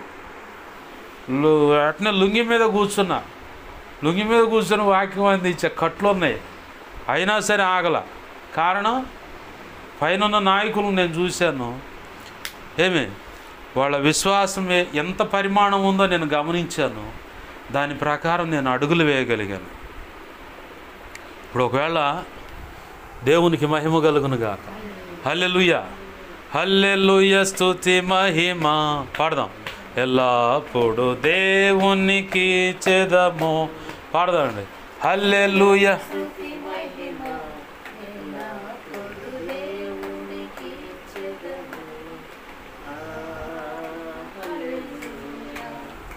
హల్లెలూయా, హల్లెలూయా, గట్టికి పాడు. హల్లెలూయా, హల్లెలూయా, హల్లెలూయా, హల్లెలూయా, స్తుతి మహిమ ఎల్లప్పుడు. ఆమేన్. హల్లెలూయా. రెండు చేతులు చేద్దాం. హల్లెలూయా, హల్లెలూయా, హల్లెలూయా. గమనించండి, పైనున్న నాయకుడి దగ్గర ఆ విశ్వాసాన్ని, వాళ్ళ ప్రవర్తన తీరుని నేను గమనించాను. నేను గమనించాను అన్నమాట. నువ్వు ఒక పురుషుడిగా నువ్వైనా సరే, స్త్రీలైనా సరే, నా మాటలు వింటున్న ప్రతి ఒక్కరు కూడా నడిపిస్తున్న నాయకుని యొక్క విశ్వాసము, వాళ్ళు ఎలా నడుచుకుంటున్న నా రీతి నువ్వు గమనించగలిగితే, దాన్ని నువ్వు అనుసరించగలిగితే, ఆ విశ్వాసంలో నువ్వు కరెక్ట్గా వేళ్ళునుకోగలిగితే నువ్వు ఎక్కడ కదిలిపోవు, పడిపోవు. దైవజనుల దగ్గర నుంచి నేను కొన్ని సంగతులు విన్నప్పుడు నేను మీకు గతంలో కూడా మీకు పరిచయం చేశాను. దేవుడు ఒక మాట నీకు ఇచ్చాడా, వాక్యం ద్వారా నీకు మాట ఇచ్చాడా, ఆ మాట పట్టుకొని ప్రార్థన చేయి. దేని గురించి?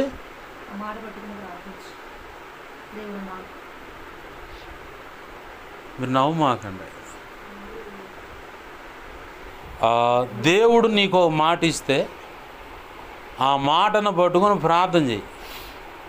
ప్రార్థన మాత్రం మానుకోమాట. ఒక మాట ఇచ్చాడంటే ప్రార్థన చేయన్నాడు. దైవజనుడికి ఒక మాట ఇచ్చాడు, నేను సంస్కరణ ప్రవక్తగా కోరుకున్నానని, పుస్తకాలు రాయిస్తానని, ఇలా ఉండబోతుంది నా ప్రణాళిక అని చెప్పని దైవజనుడికి దేవుడు చెప్పాడు.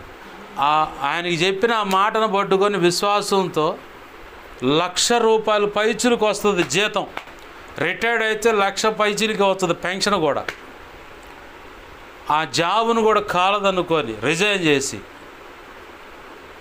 దీన్ని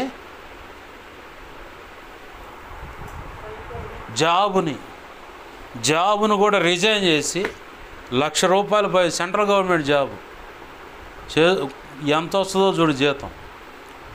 మొత్తాన్ని దేవుడు కాదు వచ్చే అబ్బాయి సేవకంటే వదిలేసి సేవకు వచ్చి నిలబడ్డాడు. చాలామంది గోల చేశారు, ఇది ఒక పైత్యంలాగా ఉంది ఇతనికి, అది ఇది అని చెప్పారు. విశ్వాసం అంటాడు, నోటికాడ కూడు జాబు తీసేసుకున్నాడు, అది ఇదని. చివరికి ప్రభు కృపలో దేవుడు చెప్పిన ప్రణాళిక గ్రంథాలన్నీ రాయించాడు. ఏంటి ఏ రాయించాడు? దేవుని ప్రణాళిక గ్రంథాలు రాయించాడు దేవుడు. వాటిని ఇప్పుడు ఇంగ్లీష్లో తర్జుమా, అనేక భాషలో తర్జుమా చేస్తూ ఉన్నారు. చివరికి ప్రభు కృపను బట్టి అలా దేవుడు చెప్పినట్టుగా సంస్కరణకర్తగా కొనసాగుతూ ఉన్నాడు. ఆ దైవజనుడి యొక్క విశ్వాసాన్ని మేము చూసాం కాబట్టి మేము ఆ విశ్వాసంలోనే మేము నడుస్తున్నాం. ప్రభు ఈరోజు ఈ ఆన్లైన్లో మనతో చెబుతున్న మాట ఏంటంటే, మీ పైనున్న నాయకుడు మీకు వాక్య ఉపదేశం చేస్తూ మీకు పై విచారణ చేయడానికి నాయకులుగా ఎవరున్నారు? మీకు దేవుని వాక్యం బోధించి పైని నాయకులుగా ఉన్నవారిని జ్ఞాపకం చేసుకొని వారి ప్రవర్తన ఫలం శ్రద్ధగా తలంచుతూ వారి విశ్వాసమును అనుసరించండి. ఇప్పుడు నీకు విశ్వాసం అనేది వేళ్ళు అనుకోవాలంటే ఎవరున్నారు నీకు మాదిరి? దేవుడే వచ్చి నీకు చెప్పడం. మళ్ళీ దేవుడు నాకు చెప్తున్నాడని చెప్పని నువ్వు భ్రమపడవచ్చు. నిద్ర వస్తే బయటకు వెళ్ళి కళ్ళు కడుక్కోను, నాడు జోగమా వెళ్ళు, బయటికి వెళ్ళిపోయి మొహం కడుక్కోరా. నీకు విశ్వాసం అనే దానికి పునాది వేయాలంటే నీ పైన ఉన్న నాయకుడే.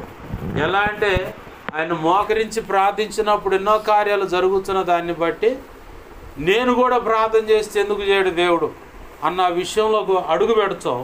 ఆ రీతిగానే ప్రార్థన చేసి నువ్వు కూడా కొన్ని కార్యాలు చూస్తావు దేవుని కృపలో.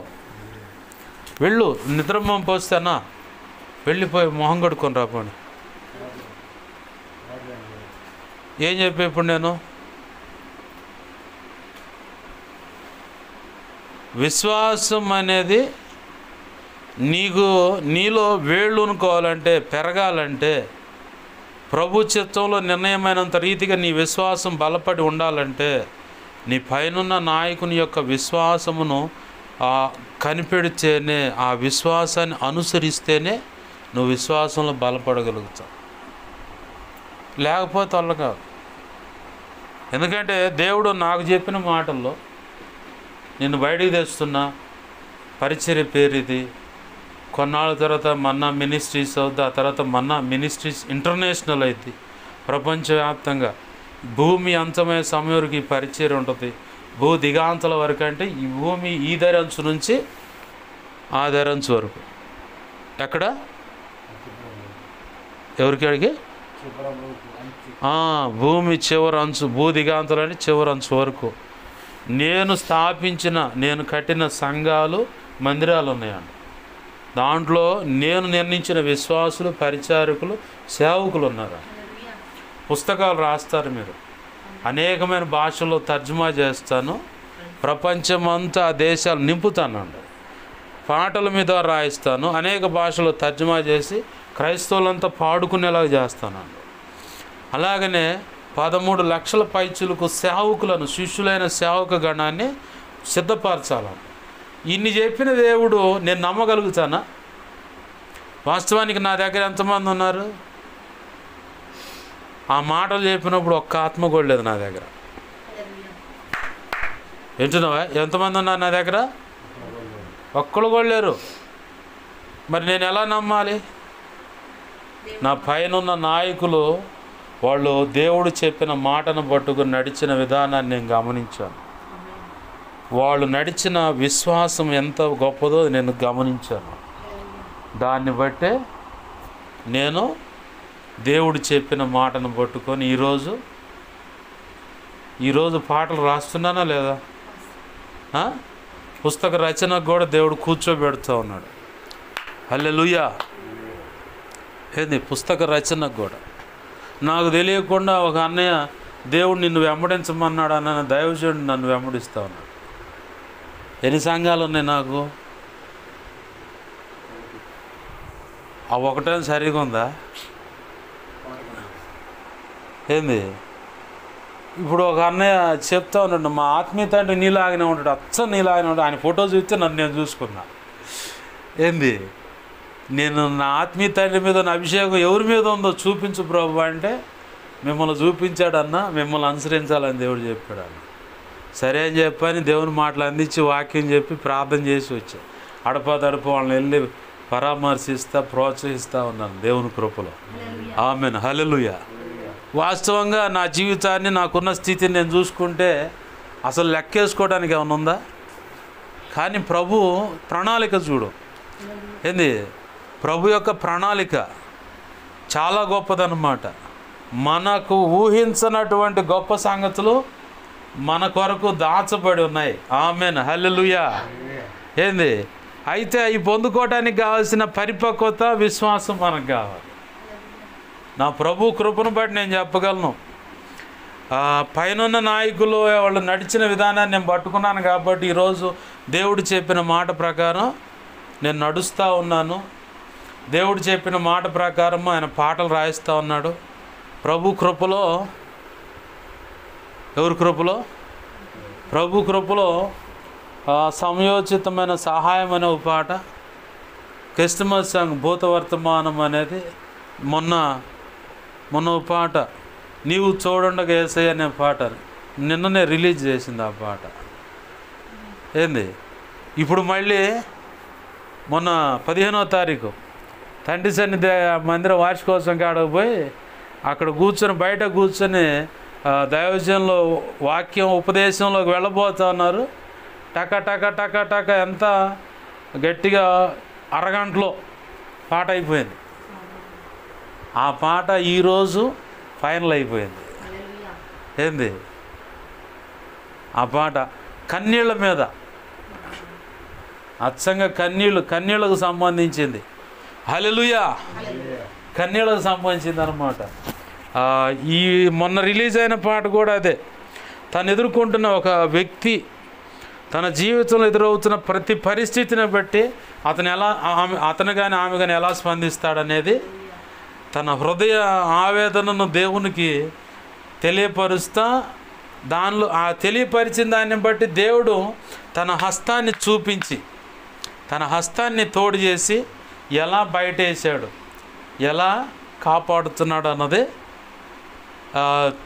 అర్థం వచ్చేలాగా ప్రభు చక్కగా పాటను రాయించాడు. నీవు తోడుండగా యేసయ్యా, భయము దిగులన్నది లేవయ్యా,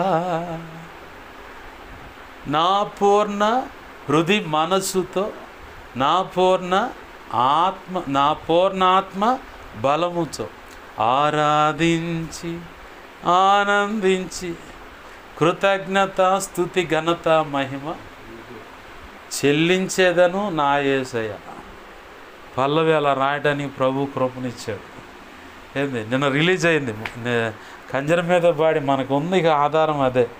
కానీ చాలామంది ఆ పాటలు విన్నవాళ్ళు మంచి మంచి పాటలు రాస్తూ ఉన్నాయి, సంగీతం కనుక ఉంటే అద్భుతంగా ఉంటాయి ఈ పాటలు అని చెప్పి అనుకున్నారు. కానీ ఒక్కొక్క పాటకి లేదనుకున్న 17,000 పెట్టుబడి పెట్టాలి.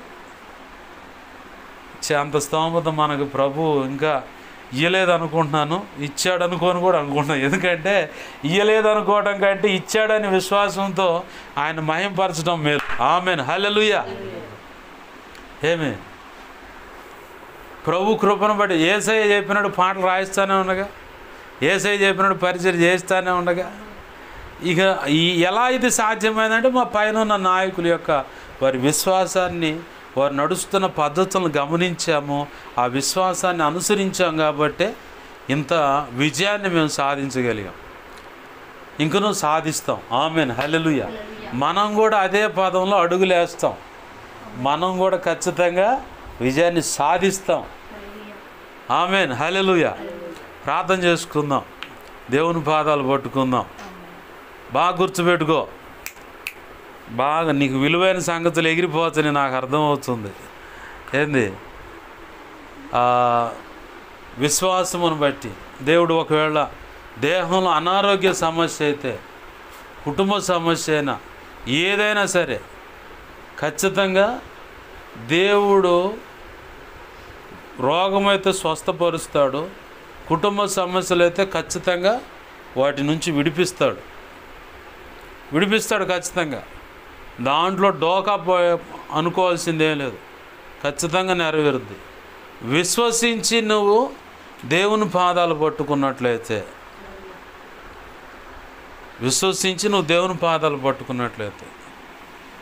దేవుడు ఎందుకు ఈ విషయాన్ని ప్రేరేపిస్తూ ఉన్నాడు. నాకు తెలిసి ఒక అమ్మాయి ఓవర్ బ్లీడ్తో చాలా బాధపడుతూ ఉంది. అలాగనే ఇన్ఫెక్షన్ వల్ల ఎయిడ్స్ అనే వ్యాధి కూడా ఉంది. గర్భాశయ ముఖద్వారానికి క్యాన్సర్ అని, కరోనా పుణ్యం అంట సైడ్ ఎఫెక్ట్స్ కొన్ని వచ్చింది. అయితే ఆ వ్యక్తి ఎలా బాధపడుతున్నా, ఇప్పుడు ప్రస్తుతం బాధ ఏంటంటే, ఎంతోమంది డాక్టర్ల దగ్గరకు పోయాను, ఎన్నో రకాల టెస్టులు చేయించుకున్నాము, కానీ ఈ రోగం తగ్గట్లా. ఎలా బయటపడాలి? ఒకవేళ ఇదే రోగం కనుక రేపటి దినాన చేసుకోబోయే వ్యక్తికి ఈ రోగం ఎలా వచ్చింది? కామన్గా ఒక ఆడపిల్లకి లేదా మగ పిల్లగాడికి ఎయిడ్స్ కానీ హెచ్ఐవి కానీ వస్తే ఏంటి అర్థం?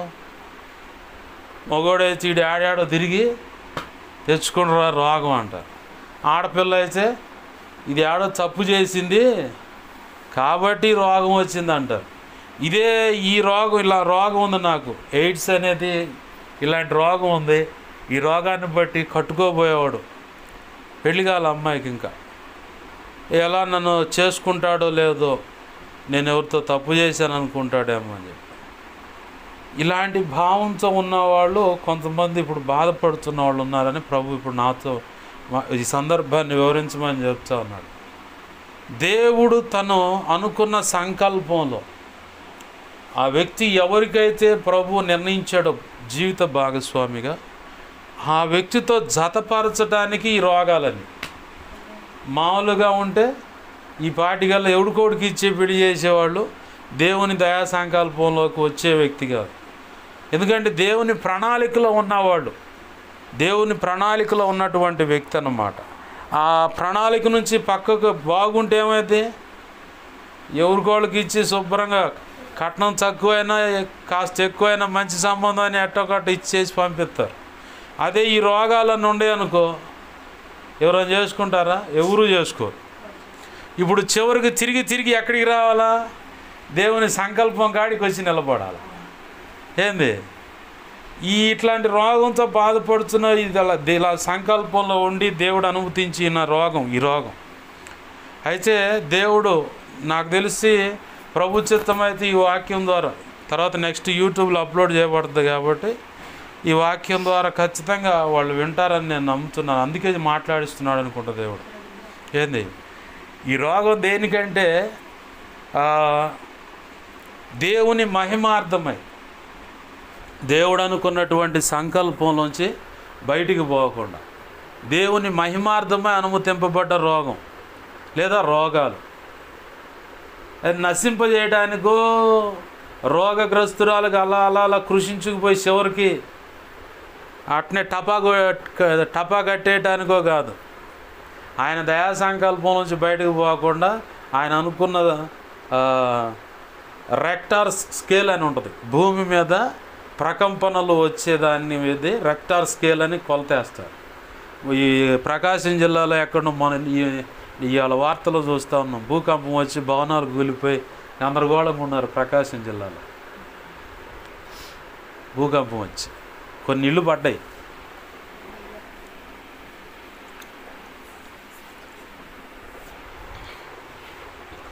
ప్రభు అనుకున్న సంకల్పం అనేది ఒకటి ఉంటుంది.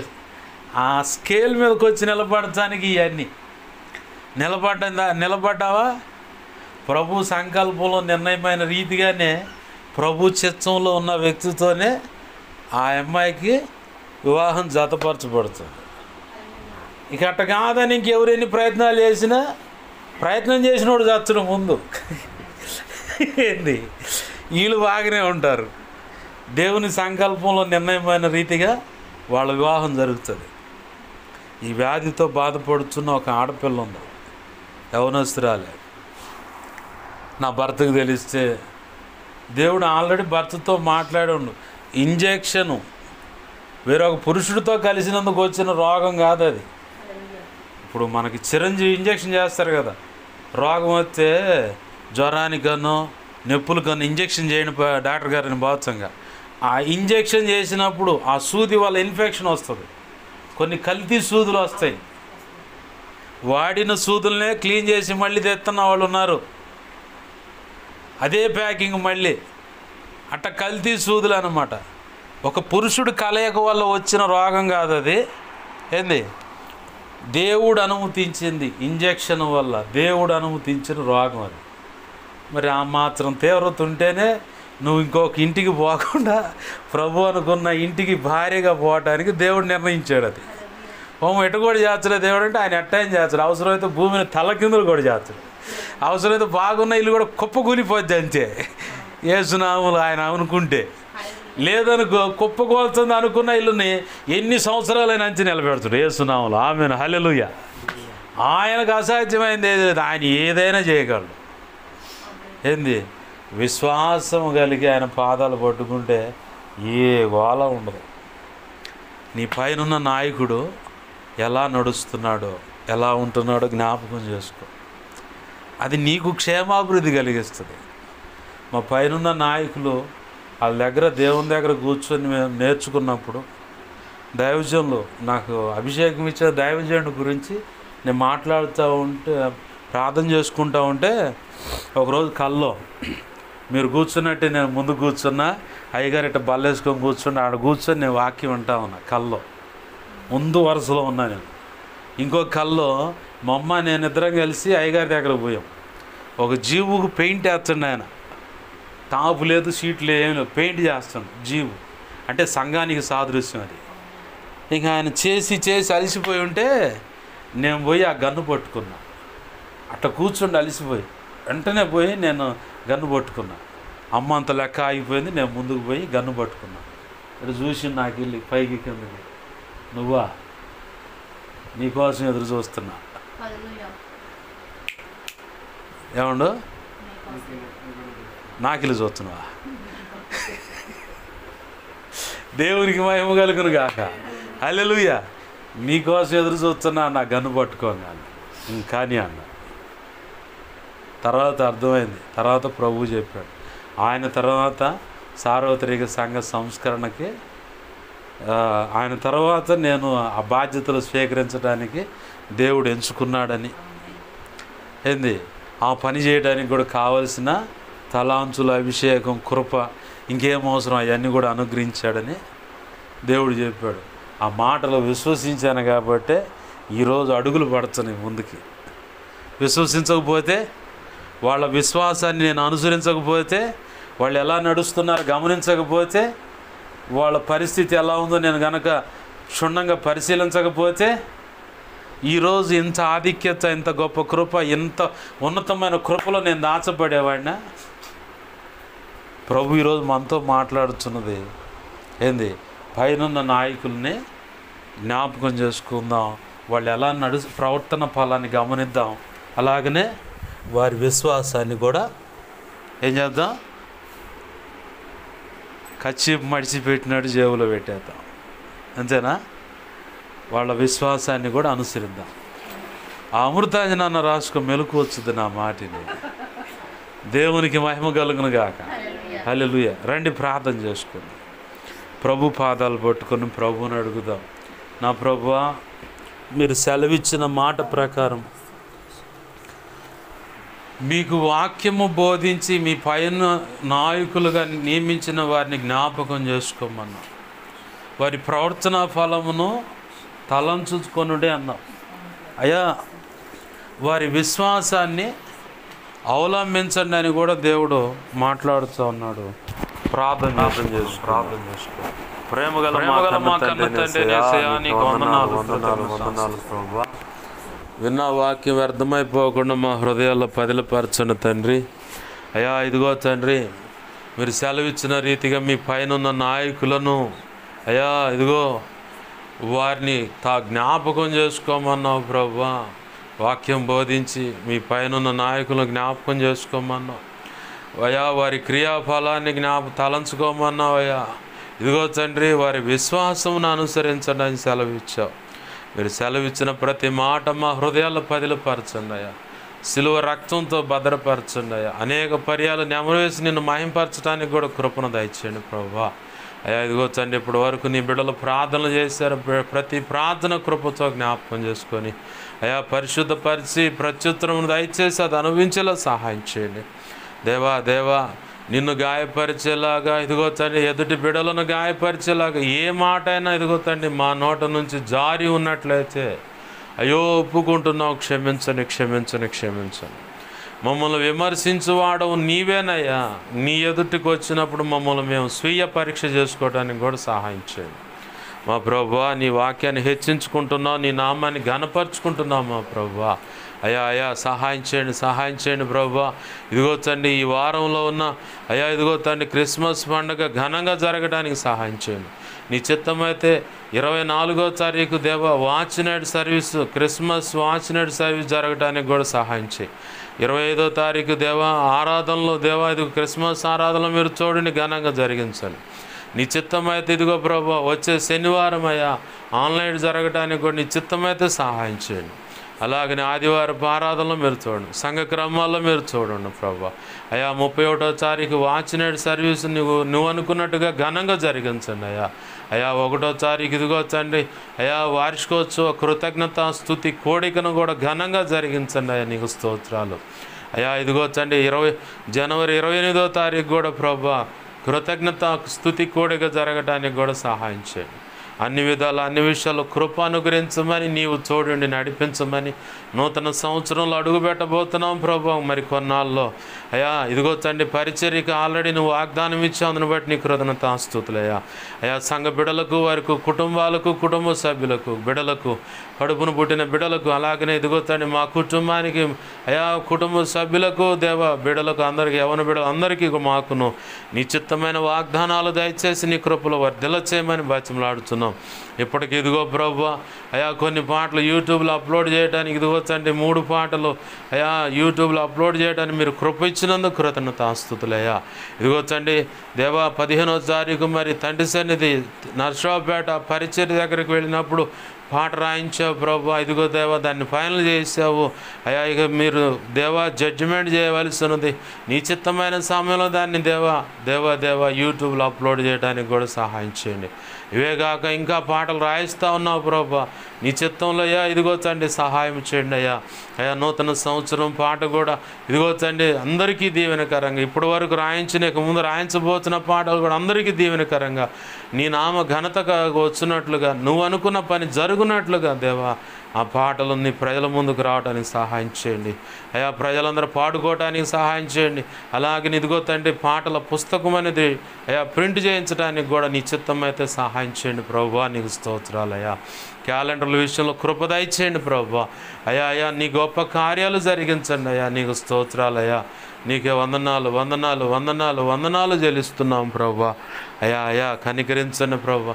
నూతన సంవత్సరంలో నూతన వాగ్దానాల చేత, నూతన ఆశీర్వాదాల చేత, నూతన అభిషేకము, నూతన స్వభావం కలిగి, క్రొత్త మనస్సు కలిగి అయ్యా ఇప్పుడున్న మనసు కంటే ఇంకా క్రొత్త మనసు నీ దయలో అయ్యా క్రొత్త మనసు కలిగి అడుగు పెడతానికి సకల ఆశీర్వాదాల చేత క్రొత్తమైన సకల ఆశీర్వాదం అయ్యా. ఇదిగో 2024 కంటే గత కాలము కంటే రెట్టింపైన నిశ్చితంలైన సకల ఆశీర్వాదాల చేత ఆధ్యాత్మిక, భౌతిక, ఆర్థిక, ఆరోగ్యపరంగా అన్ని విధాల ఆశీర్వాదాలు కలిగినటువంటి కృపతో కూడినటువంటి దేవా అయ్యా ఇదిగో చండి సంవత్సరంలోకి మేము అడుగు పెట్టడానికి సహాయం చేయండి 2025వ సంవత్సరం అన్ని విధాలు అన్ని విషయాల్లో ఆశీర్వాదకరంగా ఉండటానికి సహాయం చేయి.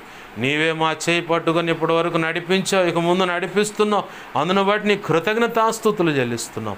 అయ్యా, నీ గొప్ప కార్యాలు జరిగించి నీ చిత్తం నెరవేర్చమని బతిమలాడుతూ, అయా కళలో, నిద్రల దర్శనం, స్వప్నాలు చూపించబడ్డ సమస్త చీకటి శోధనడు ప్రభు నీ మహాపునరుద్ధాన శక్తి ద్వారా యేసు నామములో బంధిస్తున్నాం, లయపరుస్తున్నాం. బంధించి లయపరిచిన కృతజ్ఞతాస్తుతులు అయ్యా, కృతజ్ఞతాస్తుతులు అయ్యా. నాకు, మాకు, మా మీద ఇంకెవరికైనా కళలో, నిద్రల దర్శనం, స్వప్నాలు చూపించబడ్డ సమస్త మంచి కళ, మంచి దర్శనం, మంచి స్వప్న, నిద్రలో చూసిన సమస్త మంచి యేసు నామములో నీ మహాపునరుద్ధాన శక్తి త్వరపెట్ట జరుగును గాక, నెరవేర్చబడును గాక. జరిగేలా చేసిన నెరవేర్చినందుకు కృతజ్ఞతాస్తుతులు అయ్యా.